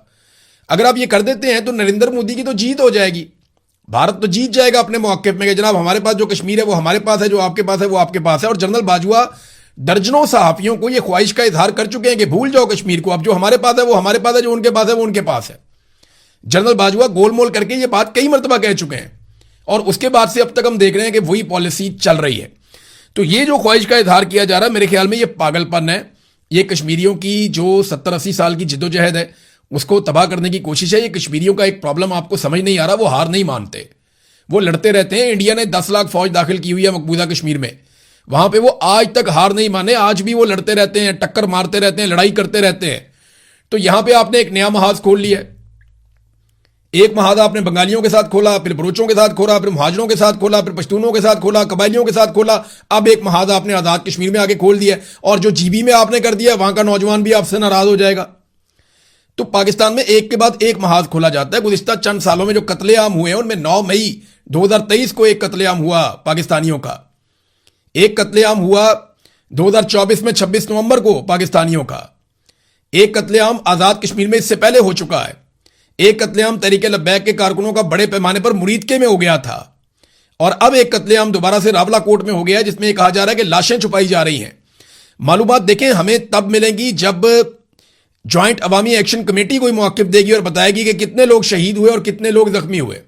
जब मकामी सतह से इंफॉर्मेशन आएगी तो फिर हम कुछ कह पाएंगे। जो ओवरसीज पाकिस्तानी है कश्मीरी, वो बहुत गमो गुस्से में है, वो राब्ता कर रहे हैं लगातार और वो एक दूसरे के साथ जुड़े हुए हैं।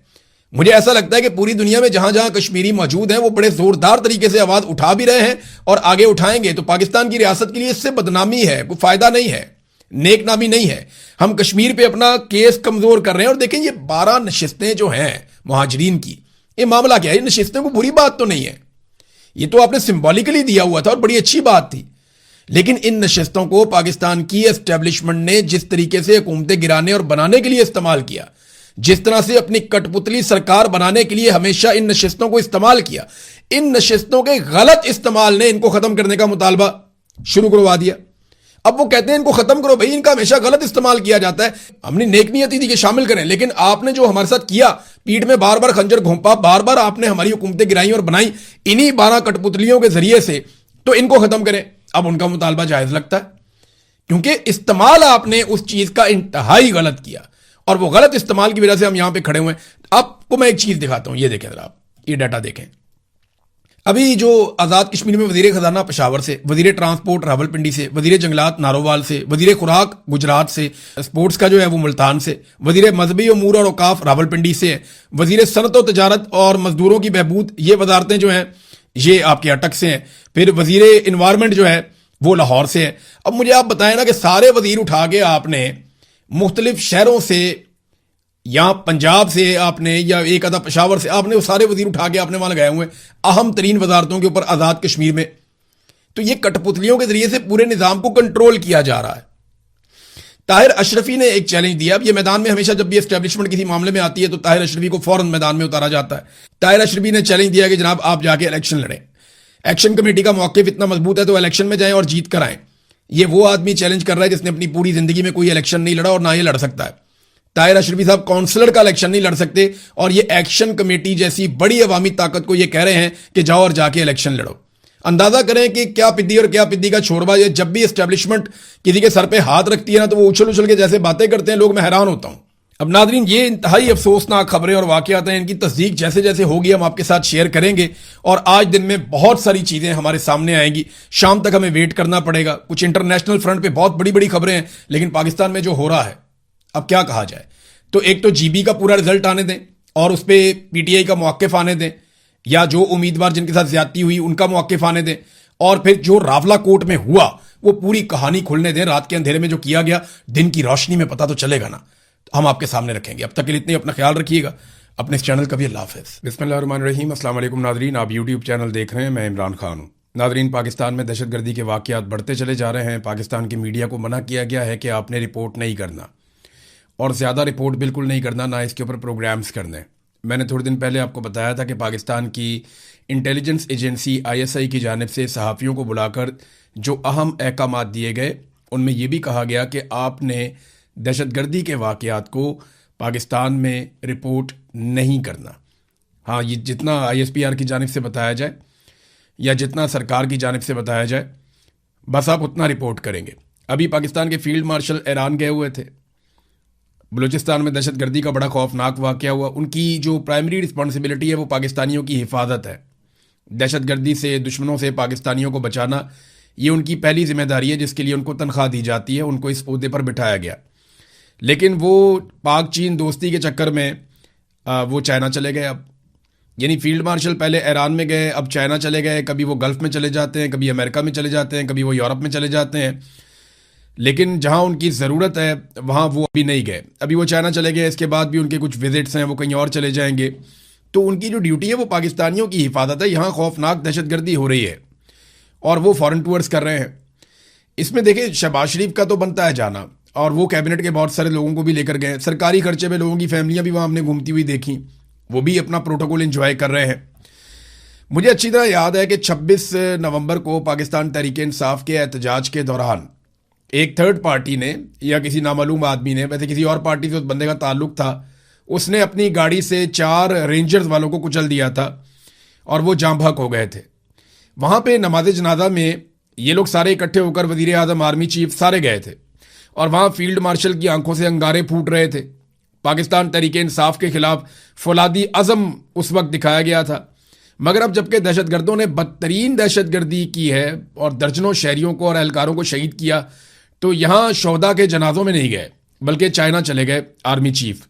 खैबर पख्तूनख्वा में दहशतगर्दी होती है, आर्मी चीफ वहाँ जनाजों में नहीं जाते, बल्कि वो चले जाते हैं बैरून मुल्क दौरों पर। लेकिन पाकिस्तान तहरीक इंसाफ के एहतजाज के दौरान कोई और आदमी मार देता है, रेंजर्स वालों को शहीद कर देता है, तो उसमें आर्मी चीफ जरूर जाते हैं ये पैगाम देने। यानी पॉलिटिकली ये मौजूदा आर्मी चीफ आसिम मुनीर साहब इतने मुतनाज़े हो चुके हैं, इतने मुतनाज़े हो चुके हैं, और सारी दुनिया जानती है कि ये एक पॉलिटिकल पार्टी के सख्त मुखालिफ हैं, और ये बतौर एक पॉलिटिकल एंटिटी उस पॉलिटिकल पार्टी को और उसके लीडर को ख़त्म करना चाहते हैं। ये इतना एक्सपोज तो कभी भी कोई आर्मी चीफ नहीं होता। तो ये इदारे के लिए बड़ी खतरनाक चीज़ है। लेकिन हम देख रहे हैं होती हुई पाकिस्तान के मीडिया पर, जनाब वो पिंकी जो थी मंशियात फरोश, वो उसके मामला बहुत ज़्यादा उठाए गए। वो एक चद्दड़ है, एक एक्ट्रेस है, उनका मामला बहुत ज़्यादा आसमान पे उठाया गया है। अच्छा, मेरे से भी कुछ लोग पूछते हैं जी इस पे आपकी राय क्या है, तो मैं साथ ही बात आपको बताता हूं कि निजी जिंदगी के मामलात में किसी की भी वो मैं नहीं चाहता, लेकिन फिर भी जब एक खातून कह दे ना तो उसका मतलब है ना। फिर किसी भी मर्द को, चाहे वो किसी भी ओहदे पे हो, कितना भी ताकतवर हो, उसे कोई इख्तियार नहीं है कि वो उस खातून को हरासा करे। इसकी सख्त सजा मिलनी चाहिए, मैं बिल्कुल क्लियरली ये कह रहा हूं। और क्योंकि कुछ लोग सवाल इसलिए पूछ रहे थे कि मियां अली अशफाक वहां पे, तो मैंने पहले भी बताया कि भाई वो एक आज़ाद अपनी ज़िंदगी गुजारते हैं, उनके अपने केसेज हैं, वो जहां मर्जी अपना केस लड़े। इससे पहले वो पीएमएलएन के भी वकील रह चुके हैं, कैप्टन सफदर का गालिबन केस लड़ा था और लोगों के भी लड़े हैं, पीटीआई के लोगों के भी लड़े हैं। तो वो मेरा ताल्लुक अलग है, लेकिन ये काम उसका अलग है। अब यहां पे मेरी राय जो सादी सादी है वो ये है, किसी भी मर्द को, चाहे वो जितने मर्जी बड़े ओहदे पे हो, जितना मर्जी ताकतवर हो, किसी भी खातून को हरासा करने का उसे कोई हक नहीं है। जब खातून ने बोल दिया ना तो उसका मतलब है ना। और ये बड़ी एक क्लियर, ये इंसानी बुनियादों पे देख लें, कानूनी बुनियादों पे देख लें, आप जिस मर्जी बुनियाद पे रख के इसको परख लें, ये कानून ऐसे ही है और ये मामला ऐसे ही होना चाहिए। बाकी सारी कहानियां हैं। नाजरीन, मैं आपके सामने अब जरा एक इश्तिहार रखने वाला हूं। ये इश्तिहार देखें आप। ये ईद आने से पहले इन्होंने इश्तिहारात देना शुरू कर दिए। ये मरियम नवाज का फोटो, आधे आधे सफ़े। अभी ये अयाशी वाले जहाज़ में घूम कर आए हैं अपनी सहेलियों के साथ, दोस्तों के साथ। और अब वज़ीर आला मरियम शहबाज के सुतरा प्रोग्राम के तहत ईद उल अज़हा के मौके पर भाई लोगों के पास जानवर खरीदने के पैसे नहीं हैं। एक तो मेरी आप सबसे गुजारिश है कि जो लोग कुर्बानी करें वो गोश्त को अब स्टोर ना करें। हमारे बहुत सारे सफ़ेद पोश लोग ऐसे हैं जो पहले कुर्बानी कर सकते थे, वो अब नहीं कर पा रहे क्योंकि उनके पास पैसे की किल्लत है। पाकिस्तान में लोगों की कुव्वत ख़रीद बहुत कम हो गई है, इस वजह से लोग बहुत परेशान हैं। बहुत सारे ऐसे लोग जो आपके आसपास पहले कुर्बानी करते थे, कोई बकरा ले आते थे, मिलजुल कर हिस्सा डालकर वो बैल ले आते थे, अब वो कुर्बानी नहीं करते। तो अब जबकि वो लोग कुर्बानी नहीं कर रहे, तो इसमें ज़िम्मेदारी जो लोग कुर्बानी कर रहे हैं उनकी बढ़ जाती है कि वो अपना हिस्सा भी उन्हें दें, लोगों को ज़्यादा से ज़्यादा तकसीम करें ताकि वो भी ईद की इन खुशियों में शामिल हो सकें। बहरहाल जानवर ही बहुत थोड़े हैं तो सफाई तो फिर ज़्यादा करनी नहीं पड़ेगी इन्हें। मंडियों के अंदर ऐसा लगता था बहुत रश होगा, लेकिन जो लोग जा रहे हैं वो बता रहे हैं जनाब रश ही नहीं है, लोग आ ही नहीं रहे, लोगों के पास पैसा ही नहीं है। छोटा जानवर खरीदना तो ख्वाब बन गया है और बड़ा जानवर जो है उसको हाथ नहीं लगता, वो इतना महंगा हो गया। जितने के 2 बकरे आ जाते थे उतने में जो है वो अब एक हिस्सा डलता है बैल के अंदर। तो हालात बहुत अजीब हैं। बहुत छोटा सा एक बकरा, एक दोस्त है उन्होंने मुझे तस्वीर भेजी, उन्होंने 1 लाख रुपए का लिया, बिल्कुल छोटा सा, ऐसे जैसे वो सदके का बकरा होता है ना, उससे थोड़ा सा बड़ा होगा, तो वो 1 लाख रुपए का उन्होंने लिया। तो इतनी महंगाई हो गई है पाकिस्तान में, बेचारे बेचने आते हैं, वो भी गरीब लोग हैं, उनको बंदा क्या कहे, लेकिन महंगाई बढ़ इतनी गई है कि आम आदमी के बस से बाहर होता जा रहा है। अब नाजरीन, जहाँ पे ये इश्तिहारात वगैरह लग रहे हैं, तो मैं आपको एक इश्तिहार दिखाता हूँ। ये इश्तिहार है जनाब इंडियन साइड से, जो वज़ीर आला हैं उनकी जानिब से। इश्तिहार तो नहीं है, उन्होंने स्टेटमेंट जारी किया है कि हमने 600 यूनिट तक बिजली फ्री की है, चाहे एसी चलाओ, जो मर्जी चलाओ। ये हरमीत सिंह ने इसको रिपोर्ट किया, जहाँ से मैंने इसको पढ़ा और कई जगहों से भी पढ़ा है। यहाँ पे अली मुगल साहब हैं, उन्होंने भी इसको रिपोर्ट किया, एक और जर्नलिस्ट हैं, उन्होंने भी इसको रिपोर्ट किया। तो इसे लोग रिपोर्ट कर रहे हैं इस मामले को। अब देखें ना, वो चढ़दा पंजाब है, ये लहंदा पंजाब है, यानी वहाँ पे भी पंजाब है, यहाँ पे भी पंजाब है। ये इकट्ठा होता था पहले, फिर पाकिस्तान बन गया 1947 में, वो अलग हो गया, इंडिया के पास चला गया, ये पाकिस्तान के पास आ गया। वहाँ पे एक वज़ीर आला और यहाँ पे भी एक वज़ीर आला है। तो वहाँ पे जो सीएम है मान साहब, और यहाँ पे जो सीएम है ये मंजूर नज़र, और ताकतवर हलकों की पसंदीदा और एक रॉयल फैमिली से ताल्लुक़ रखने वाली खातून, जिन्हें हर चीज़ सोने की प्लेट में और सोने का चमचा मुंह में लेकर पैदा होने वाली, ये इनको जनाब यहाँ पे वज़ारत आला तोहफे में दी गई है। ये बगैर मैंडेट के आई हैं, वहाँ वो मैंडेट के साथ आए हैं मान साहब। तो उन्होंने अपने लोगों के लिए 11 अरब इंडियन रुपए का एक थर्मल प्लांट लिया। अपने ज़ाती हुकूमत की कैपेसिटी से जो पैसा उनका निकला बचत करके, उससे उन्होंने 11 अरब इंडियन रुपए का एक पावर प्लांट लिया और अब वो भारतीय शहरियों को वहाँ पे मुफ्त बिजली फराहम कर रहे हैं।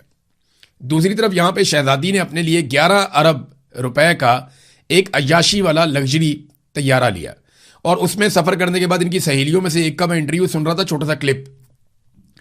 वो बता रही थी कि बाकू आज़रबाईजान के खानों का जायका कितना मज़े का है। मैं वहां पे रहा हूं, वाकई उनके खाने अच्छे हैं, लेकिन मामला ये है कि ये क्या बकवास है। लोग भूख से मर रहे हैं, वो बिजली के बिल नहीं दे पा रहे, और आपने वादा किया था कि 300 यूनिट तक बिजली का बिल नहीं आया करेगा। वादे का आपने उल्टा कर दिया कि 200-300 यूनिट तक भी जो बिजली इस्तेमाल करता है उसे 4 गुना बिल आता है, और जो सब्सिडी थोड़ी बहुत रह गई थी वो भी आप लोगों ने आईएमएफ के कहने पर वापस छीन लिए। तो एक तरफ वो वजीर आला है जिसने कुछ भी वादा इस तरह का नहीं किया था, लेकिन वो मुफ्त बिजली दे रहा है, अपने शहरियों को कहता है एसी चलाओ, जो मर्जी करो।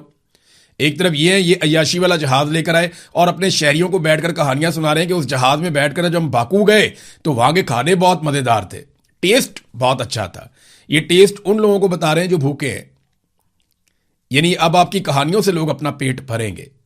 बहुत बेहिसी है। अच्छा, ये जो लोग हैं ये तो बहुत बेहिस हैं, लेकिन इनको लाने वाले बहुत बेगैरत हैं।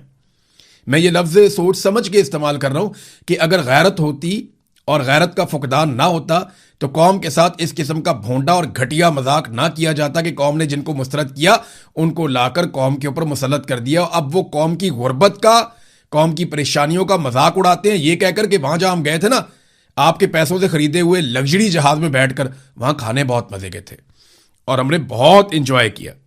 ये नादरीन इनकी सूरत हाल है। आईएमएफ से जितना कर्जा लिया पाकिस्तान ने पिछले 2 साल में, ये भी सुन लें आप, जितना कर्जा पाकिस्तान ने पिछले 2 साल में आईएमएफ से लिया, देखें ना, उसके लिए आईएमएफ के तरले किए, मिन्नतें की, खुशामदें की, कभी अमेरिका के पांव पकड़े, कभी यूरोप के पांव पकड़े, हर जगह पे जाते हैं, जाकर कोशिश करते हैं कि आईएमएफ थोड़े पैसे दे दे। तो जितना पैसा पाकिस्तानी हुक्मरानों ने आईएमएफ से लिया गुज़िश्ता 2 सालों में, उससे ज्यादा डकैती इन्होंने पाकिस्तानियों की जेबों पे सिर्फ एक जगह पे डाली है। पेट्रोल के ऊपर जो लेवी इन्होंने पाकिस्तानियों से 2 साल में वसूल की है वो आईएमएफ से लिए गए पैसे से ज्यादा है। आईएमएफ के तो ये पैरों में गिरते हैं और पाकिस्तानी अवाम को पैरों में रखते हैं। जिनसे ज्यादा पैसा लिया उनको पैरों में रखते हैं और जिनसे थोड़ा पैसा लिया उनके पैरों में गिरते हैं। ये पाकिस्तान की सरकार, और उसकी वजह पता क्या है? आईएमएफ जब इनको पैसा देता है ना तो आईएमएफ इनको गिनवा कर देता है, इनको इनकी औकात में रख कर देता है। पाकिस्तानियों का प्रॉब्लम यह है कि पाकिस्तानी इनको इनकी औकात में नहीं ला रहे। जिस दिन आप इनको इनकी औकात में लेकर आए और आपने इनको बताया कि जनाब हमारे पैसों से तुम तनख्वाहें लेते हो, ये बेशर्मी, ये बेगैरती और ढिठाई बंद करो और पाकिस्तान को चलने दो, हम फैसला करेंगे कि पाकिस्तान कैसे चलेगा। जिस दिन आप इनको बताएंगे उस दिन ये आपके भी कदमों में बैठेंगे। लेकिन उसके लिए पहले आपको अपने वोट की ताकत इस्तेमाल करनी पड़ेगी, और सिर्फ इस्तेमाल नहीं करनी पड़ेगी, उसको राइज करना पड़ेगा। वोट तो आप डाल देते हैं लेकिन निकलता किसी और का है। अब पाकिस्तानियों को इसका हल भी निकालना पड़ेगा। नाज़रीन, मैं आपको एक यहां प्रोजेक्ट था नीलम झेलम, इसके अंदर आपको याद होगा, आपका जब भी कोई आप बिल निकाले ना अपने घर में कोई भी आप बिजली का, तो उसमें नीलम झेलम सरचार्ज उसके ऊपर लिखा हुआ होगा। ये आप निकालें और निकाल के पढ़ें, हर साल हर महीने आप ये पैसा दे रहे हैं, नीलम झेलम सरचार्ज। आप पता क्यों ये पैसा दे रहे हैं? ताकि नीलम झेलम का एक मंसूबा बन रहा है, वहां से बिजली बनेगी और सिस्टम के अंदर शामिल हो जाएगी और पाकिस्तानियों को सस्ती बिजली मिलेगी। सन 2018 में यह प्रोजेक्ट मुकम्मल हुआ और सन 2024 में यह मंसूबा बंद हो गया। 2008 में इसे मुजफ्फराबाद और नीलम झेलम हाइड्रो पावर मंसूबे का इसका आगाज किया गया था 2008 में। इससे 969 मेगावाट बिजली हासिल की जानी थी, 500 अरब रुपए इसके ऊपर लागत आनी थी। यह रकम पाकिस्तान के शहरियों से बिजली के बिलों में मशहूर जमाना नीलम झेलम सरचार्ज के नाम से हर माह वसूल की गई। वैसे ये तहरीर वहीद मुराद साहब जर्नलिस्ट हैं, उन्होंने लिखी है, तो मैं वहां से आपको पढ़ के सुना रहा हूं। उनका क्रेडिट है, इसलिए मैं यहां पे उनका नाम लेना जरूरी समझता हूं। वैसे ये खबर जो है वो मुख्तलिफ अंग्रेजी अखबारात के अंदर हर तरफ छपी हुई है, लेकिन मैं यहां से पढ़ के आपको बता रहा हूं। सन 2018 में यह प्रोजेक्ट मुकम्मल हुआ और 2024 से मनसूबा बंद पड़ा हुआ है क्योंकि डिजाइन में इसके नुक्स था। किसी ने पूछा कि जनाब ये डिजाइन में नुक्स है तो क्यों है? और पानी को दरिया से टरबाइन तक लाने वाली जो सुरंग थी वो बैठ गई। लो कर लो बातें आप। इतना पैसा पाकिस्तानियों का खर्च दिया, कई सालों से पाकिस्तानी जो है नीलम झेलम सरचार्ज भर रहे हैं, दहाइयां हो गई 2, और आप पैसा देते चले जा रहे हैं और निकला क्या? सुरंगी बैठ गई। अब जिसने इसका डिजाइन बनाया कोई इसको बुलाकर पूछेगा?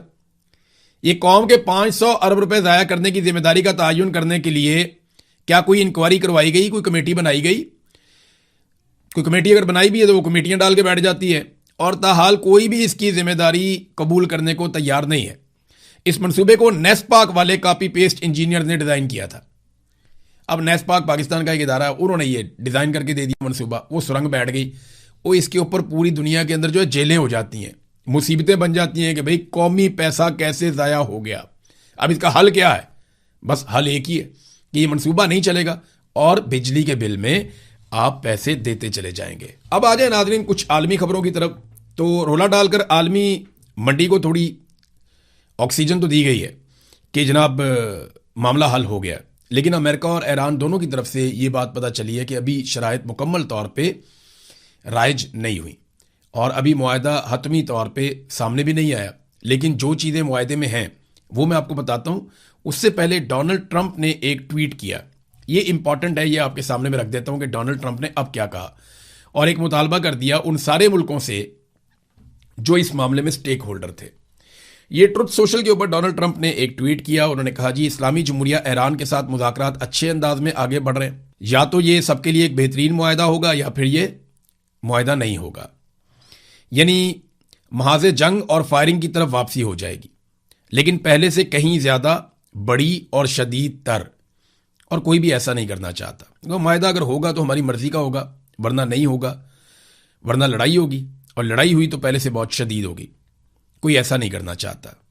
फिर उन्होंने कहा सऊदी अरब के वली अहद मोहम्मद बिन सलमान से, फिर सारे वो नाम जिस तरह मैंने पहले आपको बताया था, इसमें फील्ड मार्शल का नाम भी है, कतर के और सारे हुक्मरानों के नाम लेने के बाद उन्होंने कहा कि इनके साथ बातचीत में मैंने वाज़े किया कि इस इंतहाई पेचीदा पहेली को सुलझाने के लिए अमेरिका की जानिब से की जाने वाली तमाम तर कोशिशों के बाद अब ये लाजमी होना चाहिए कि तमाम ममालिक कम अज़ कम बैक वक्त इब्राहीमी मुआहदे पर दस्तखत कर दें।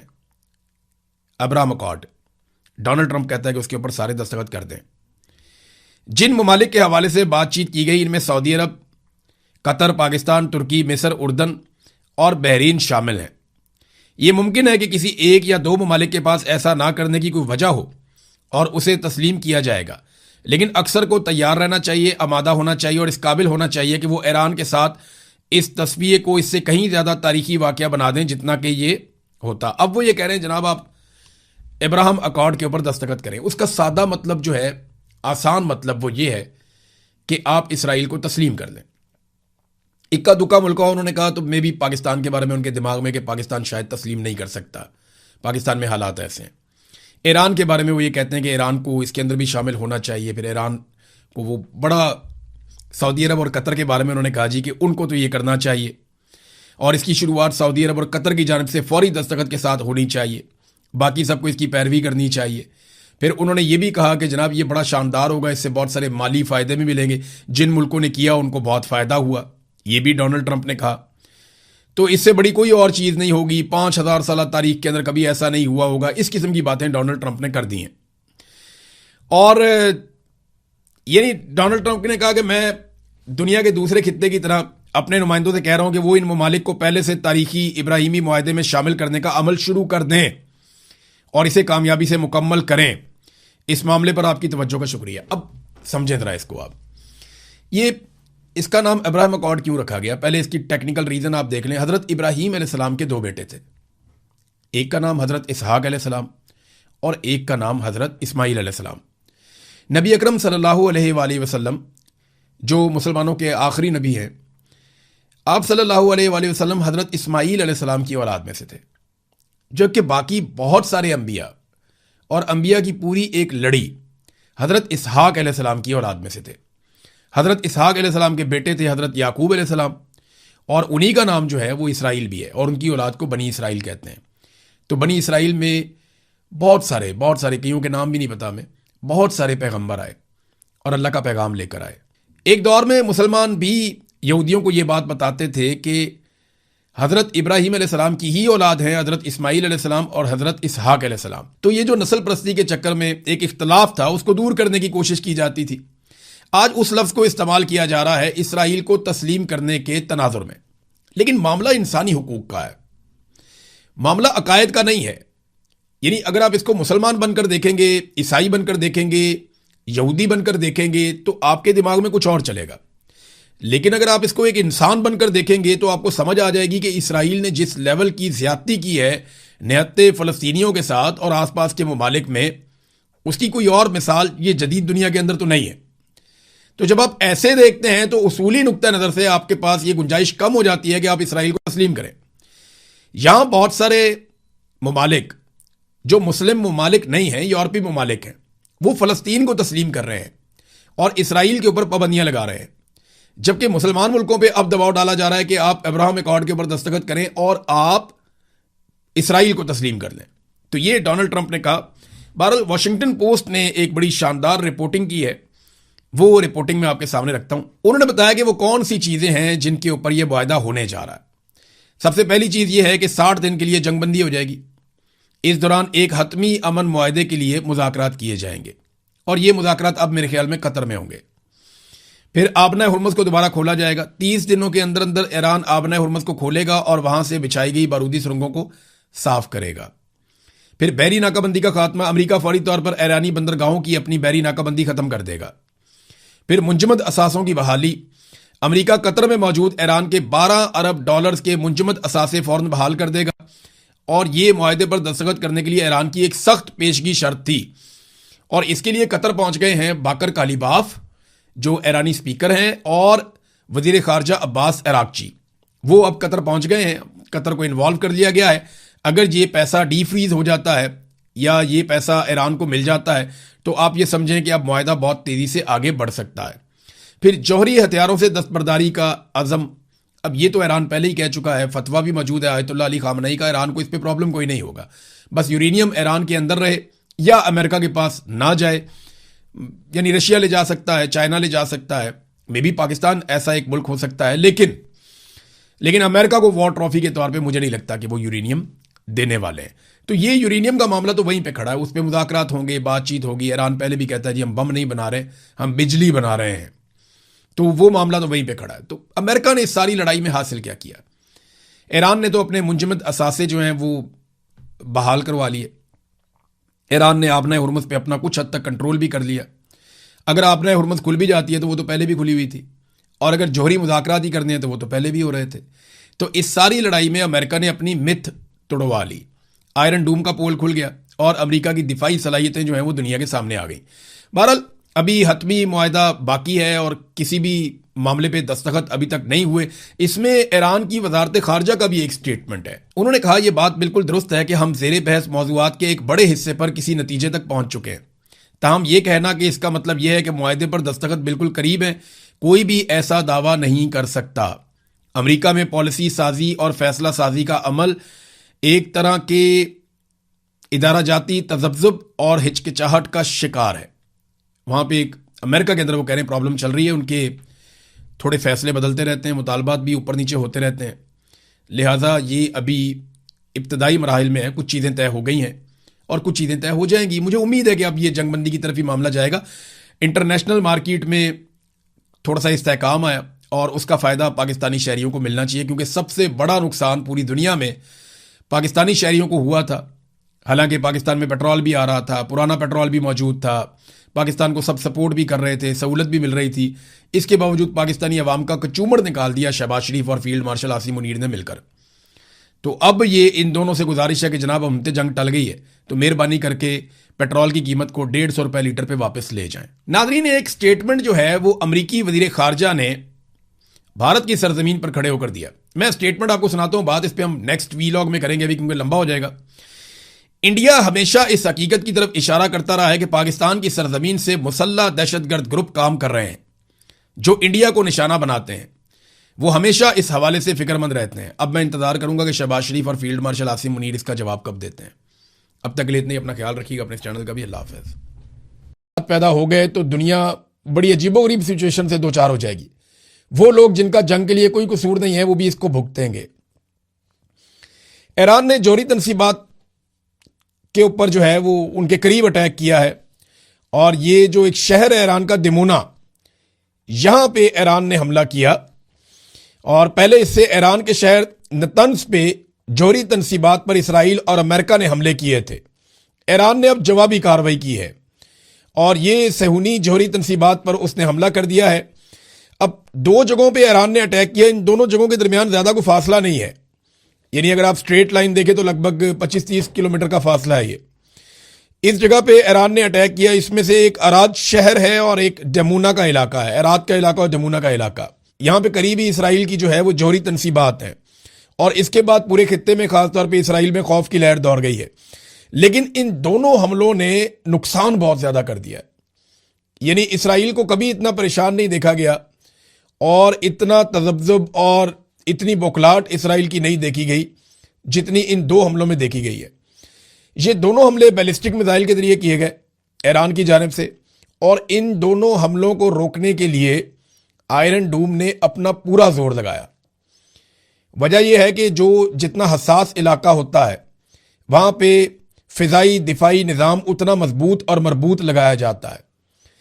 आयरन डोम की जो छतरी पूरे इसराइल के ऊपर लगाई गई थी, इस इलाके पे खास तौर पे बैटरियां और इंटरसेप्टर जो हैं वो उनको लगाया गया था, उनकी ड्यूटी थी यहां पे। लेकिन पूरी कोशिश के बावजूद ईरान के इन बैलिस्टिक मिसाइल्स को रोकने में आयरन डोम या फिजाई दिफाई निज़ाम जो है इसराइल का वो नाकाम रहा। अब तबाही बहुत ज्यादा हुई है। ये जो अराद का इलाका है, यहां से तो रिपोर्ट हो रहा है कि 100 से ज्यादा लोग इसमें जख्मी हुए हैं। अभी तक कोई जो मारे गए हैं वो तो रिपोर्ट नहीं हुए, लेकिन 100 से ज्यादा जख्मी हुए हैं और बहुत सारे लोगों के बारे में बताया जा रहा है कि वो मलबे के नीचे दबे हुए हैं और वहां पे इमदादी कार्रवाइयां जारी हैं। इसके अलावा जो दूसरा इलाका डेमोना का है, उधर तो बहुत खौफ फैल गया। उसको तो इसराइली मीडिया ने रिपोर्ट किया। इससे पहले इसराइली मीडिया लगातार छुपा रहा था, हर किस्म के हमले को वो छुपा रहे थे, अपने नुकसान को वो छुपा रहे थे। लेकिन एकदम उन्होंने बताना शुरू कर दिया। इसका मतलब है कि ये बहुत अलार्मिंग सिचुएशन है इसराइल के लिए। नेतन्याहू ने जो एक स्टेटमेंट दिया, वो स्टेटमेंट अगर मैं आपको पढ़ के सुनाऊं तो आपको सारी कहानी समझ आ जाएगी कि कितना प्रेशर है इस वक्त। अब ये जो एक ट्वीट आया नेतन्याहू का, ये मैं आपको पढ़ के सुनाता हूं। नेतन्याहू ने कहा कि हमारे मुस्तकबिल की मुहिम में ये एक बहुत मुश्किल शाम है। थोड़ी देर पहले मैंने अराद के मेयर उससे बात की और उससे कहा कि वो तमाम इसराइली शहरियों की जानिब से जख्मियों की सलामती के लिए हमारी दुआएं पहुंचा दें। मैंने अपने दफ्तर के डायरेक्टर जनरल को हदायत दी है कि वो तमाम सरकारी वजारतों के साथ मिलकर हर मुमकिन इमदाद फराहम करें। मैं इस वक्त मैदान में काम करने वाले हंगामी इमदादी कुव्वतों के हौसला अफजाई करता हूं और मैं हर एक से अपील करता हूं कि वो होम फ्रंट कंपाउंड की हदायत पर अमल करें। हम तमाम महाजों पर अपने दुश्मनों को निशाना बनाना जारी रखेंगे। ये जनाब इन्होंने कहा है। अब इसको जरा आप समझे ना कि इसराइल के ऊपर दबाव कितना ज्यादा आया। इसराइली वजीर आजम ने 2-3 अलग अलग किस्म के स्टेटमेंट जारी कर दिए हैं इस हमले के बाद। ये 2 हमले खौफनाक थे। अच्छा, इसके अलावा ना एक और बड़ी खौफनाक चीज हुई। देखिए, अभी ये एटॉमिक साइट्स के करीब हमले कर रहे हैं। ईरान का भी जो एटमी तनसीबात हैं, कोई ऐसी जगह पे अटैक नहीं हुआ जिससे रेडिएशन फैले या ताबकारी असरात निकले। और ईरान ने वैसे भी अपना जो एटमी मवाद जो उसने अभी तक हासिल किया है वो जेरे जमीन बहुत नीचे छुपाया है। वहां तक अमेरिका का कोई हथियार पहुंच नहीं सकता जब तक कि उसकी फौजें वहां पे ना उतरे या कोई गद्दार अंदर से कार्रवाई ना डालें। और दूसरी जानिब इसराइल जो है वो वुल्नरेबल है। अगर ईरान कहीं इसी मिसाइल को जो उसने थोड़ा दूर मारा, अगर वो उसको उस एरिया में मार देता एग्जैक्टली, तो पूरे खित्ते को इसके असरात भुगतने पड़ते। ये बात अमेरिका को भी समझनी पड़ेगी और इसराइल को भी समझनी पड़ेगी और पूरी दुनिया को कि ये आग से खेल रहे हैं और लाखों इंसानों की जानें, जिंदगियां, उनकी सेहत ये खतरे में पड़ जाएगी पूरे खित्ते में। गल्फ के वो ममालिक जिनका कोई ताल्लुक नहीं है वो भी भुगतेंगे बाद में। बहरहाल, डोनाल्ड ट्रंप ने एक बड़ी खौफनाक धमकी लगाई। वो धमकी मैं आपको पहले पढ़ के सुनाता हूं, उसकी वजह भी आपको मैं बताता हूं डोनाल्ड ट्रंप ने अब ये धमकी क्यों लगाई। डोनाल्ड ट्रंप ने ईरान को दिया है 48 घंटों का अल्टीमेटम, यानी 48 घंटों का, अब ये गिनती शुरू हो गई है घंटों की। डोनाल्ड ट्रंप ने कहा कि ईरान के पास 48 घंटे हैं, वो खामोशी से आराम से आबनाए हुर्मुज़ को खोल दे। अगर वो 48 घंटों में आबनाए हुर्मुज़ को नहीं खोलता तो मैं बहुत तबाही फेरूंगा, ये डोनाल्ड ट्रंप ने कहा। अब वो तबाही के बारे में क्या कहा कि अमेरिका क्या रद्द-ए-अमल देगा अगर आबनाए हुर्मुज़ नहीं खोलता।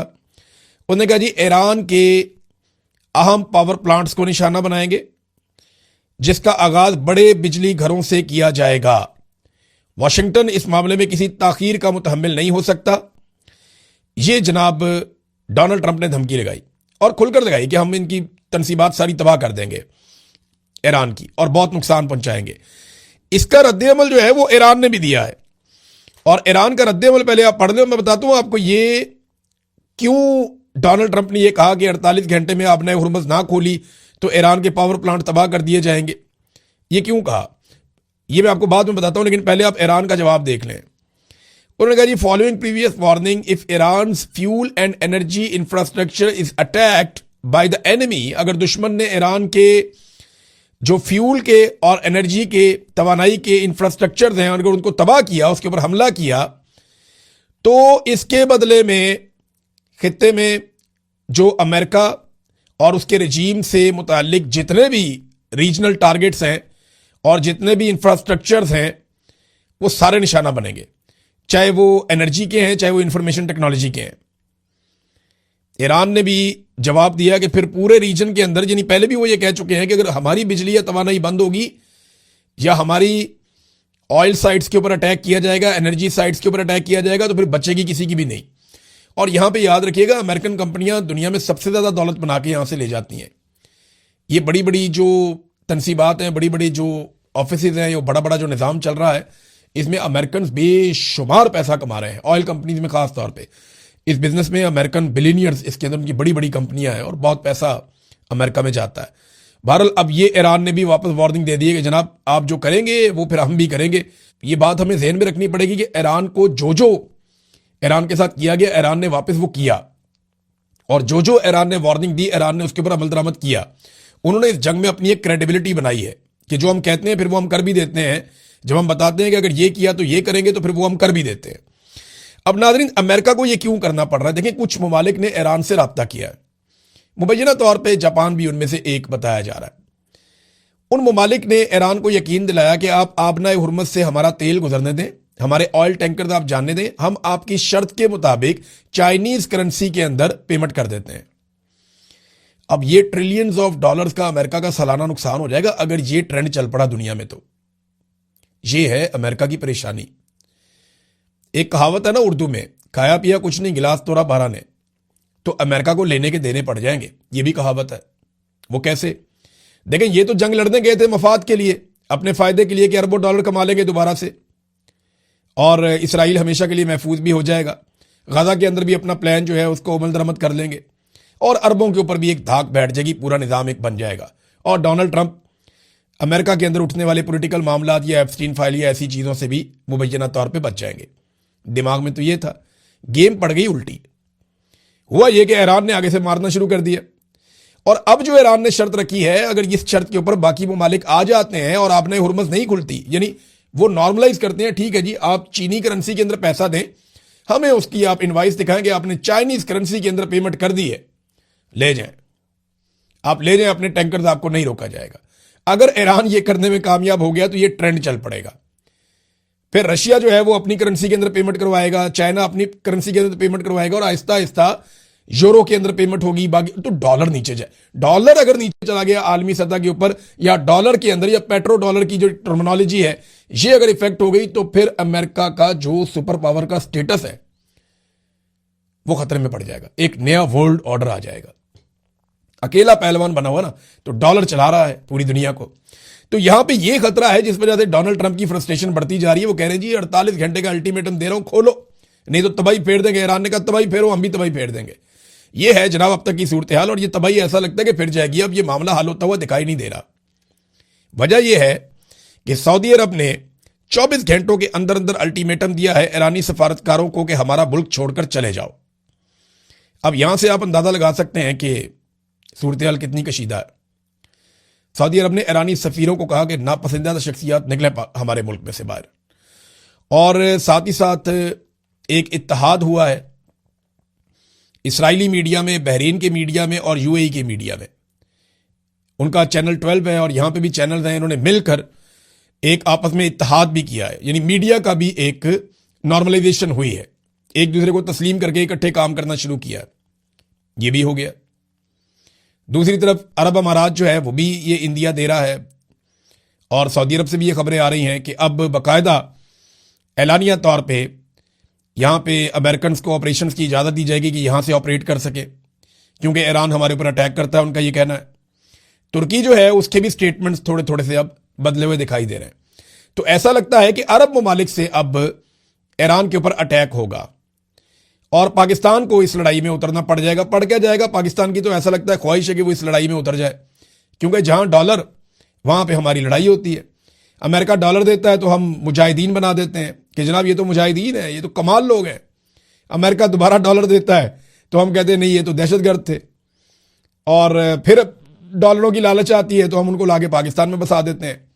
फिर डॉलर की लालच आती है, हम उनके ऊपर बमबारी शुरू कर देते हैं। तो हमारा तो जनाब डॉलरों के साथ है मामला, डॉलरों के बगैर नहीं है। ईरान हमें डॉलर देता तो हम ईरान के साथ खड़े हो जाते, ये भी हो सकता था। लेकिन अभी एक अजीब ट्रेंड पाकिस्तान में मैंने देखा कि कल क्योंकि ईद का दिन था तो ईद के दिन ईद की नमाज पढ़ाई उलमा इकराम ने, तो पाकिस्तान भर की मसाजिद से ये बात रिपोर्ट हुई और हर जगह से दोस्तों ने बताया कि पूरे पाकिस्तान में मसाजिद में उलमा इकराम ने ईरान की फतह के लिए दुआएं मांगी हैं, ईरानी कौम के लिए दुआएं मांगी हैं और ईरान के हक में दुआएं मांगी है पूरे पाकिस्तान की मसाजिद में उलमा इकराम ने। अब सवाल यह पैदा होता है कि हमारी मिलिट्री एस्टेब्लिशमेंट हमारे मुल्क को एक ऐसी लड़ाई में ले जाना चाहती है या एक ऐसे मुल्क के साथ लड़ाई में ले जाने की बात कर रही है जिसके लिए पाकिस्तान की कौम दुआएं मांग रही है। यानी अगर पाकिस्तान ईरान के साथ लड़ा या ईरान के खिलाफ लड़ा तो यानी पाकिस्तान न्यूट्रल भी रह सकता है ना इस लड़ाई में। दोनों बरादर इस्लामी मुल्क हैं, ठीक है, आप दोनों आपस में ना लड़े, हम ये कह सकते हैं, हम सालसी का किरदार अदा कर सकते हैं, वो तो सबसे अच्छा है। लेकिन अगर ये दोनों लड़े तो अगर अब एक तरफ से खड़े हो गए तो मुसीबत बन जाएगी, क्योंकि जो दूसरी तरफ है उसको तो इसराइल और अमेरिका भी मार रहे हैं। इसलिए कौम की हमदर्दियां उनके साथ है। ईरान के साथ कौम की हमदर्दी इसलिए नहीं है कि कोई शिया सुन्नी का मामला है, नहीं। ईरान के साथ कौम की हमदर्दी इसलिए है कि ईरान को मारने वाले अमेरिकन और इसराइली है और पाकिस्तान की एस्टेब्लिशमेंट ने सारी जिंदगी कौम को यह बताया कि इसराइली भी बहुत बुरे हैं और अमरीकी भी बहुत बुरे हैं। अब कौम के दिमाग में वो बात बैठ गई है तो कौम कह रही है जी अगर वो इतने ही बुरे हैं तो आज ईरान उनसे लड़ रहा है तो आप ईरान से क्यों लड़ने जा रहे हैं। तो ये कौम जिसके लिए दुआ कर रही है ये उसके साथ लड़ने जा रहे हैं। ये बड़ा महंगा काम पड़ जाएगा और बहुत अजीब काम हो जाएगा। नादरीन, ईरान ने एक चीज पे और खबरदार किया है और इसके ऊपर बीबीसी की रिपोर्ट भी है। ईरान ने कहा कि अगर अमेरिका ने खार्क जजीरे के ऊपर हमला किया तो ईरान बहेरा अहमर और आबनाए बादल मंदब इन दोनों को भी गैर मुस्तहकम कर सकता है। अब ये बहेरा अहमर कौन सा है, ये रेड सी है, ये बाब मंदब से आगे ऊपर जहां पे नहर स्वेद है ये वहां तक का इलाका है समंदर का। और इसको ईरान कैसे गैर मुस्तहकम कर सकता है, यहां पे देखें सिक्योरिटी के कुछ एरियाज बने हुए हैं, उनको ईरान मिसाइलों से निशाना बना सकता है। और जो हौसी हैं वो क्योंकि यमन के हौसी ईरान को सपोर्ट करते हैं तो वो भी यहाँ पे एक बदअमनी पैदा कर सकते हैं। तो तेल की तिजारत मजीद मुतासिर हो जाएगी कि जो अल्टरनेटिव थोड़ा बहुत तेल निकलता है या कोई उनका है बंदोबस्त वो भी खत्म हो जाएगा।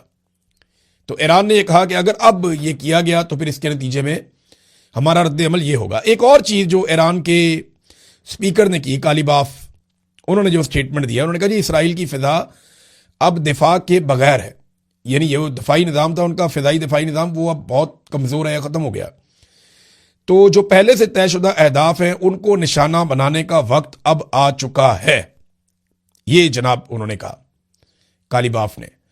तो ईरान के लिए अब वो टारगेट ईजी हैं जो कल तक बहुत मुश्किल थे। एक और खबर है नादरीन, और ये बड़ी अहम खबर है।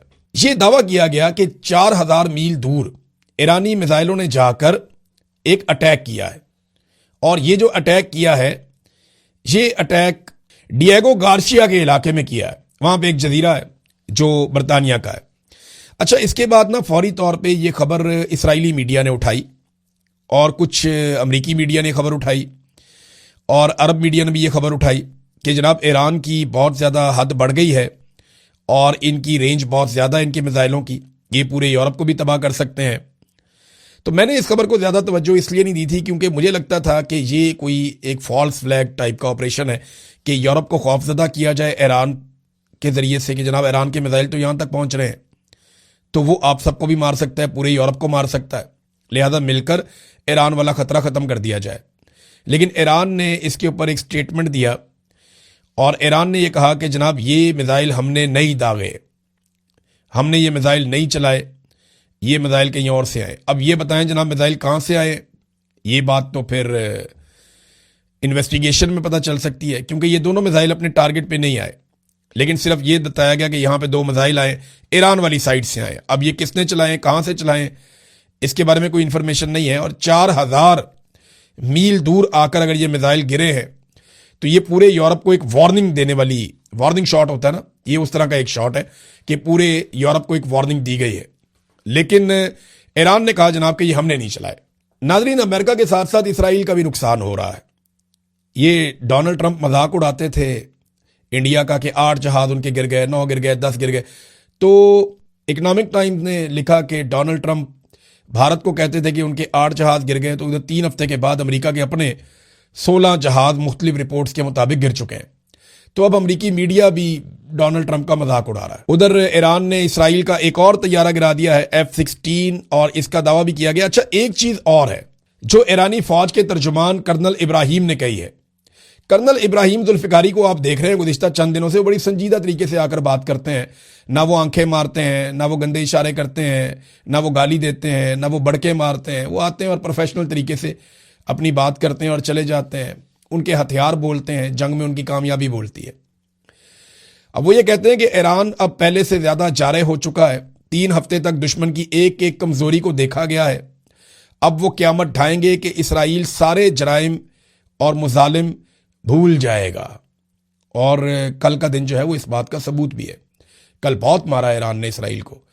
इसराइल ने पूरी कोशिश की इंटरसेप्ट करने की उन मिसाइलों को, लेकिन वो जाकर गिरे हैं और उसकी वजह से पूरा इसराइल लड़स गया है। तो नाजरीन, अब तक के लिए इतना ही। अपना ख्याल रखिएगा, अपने इस चैनल का भी। अल्लाह हाफिज।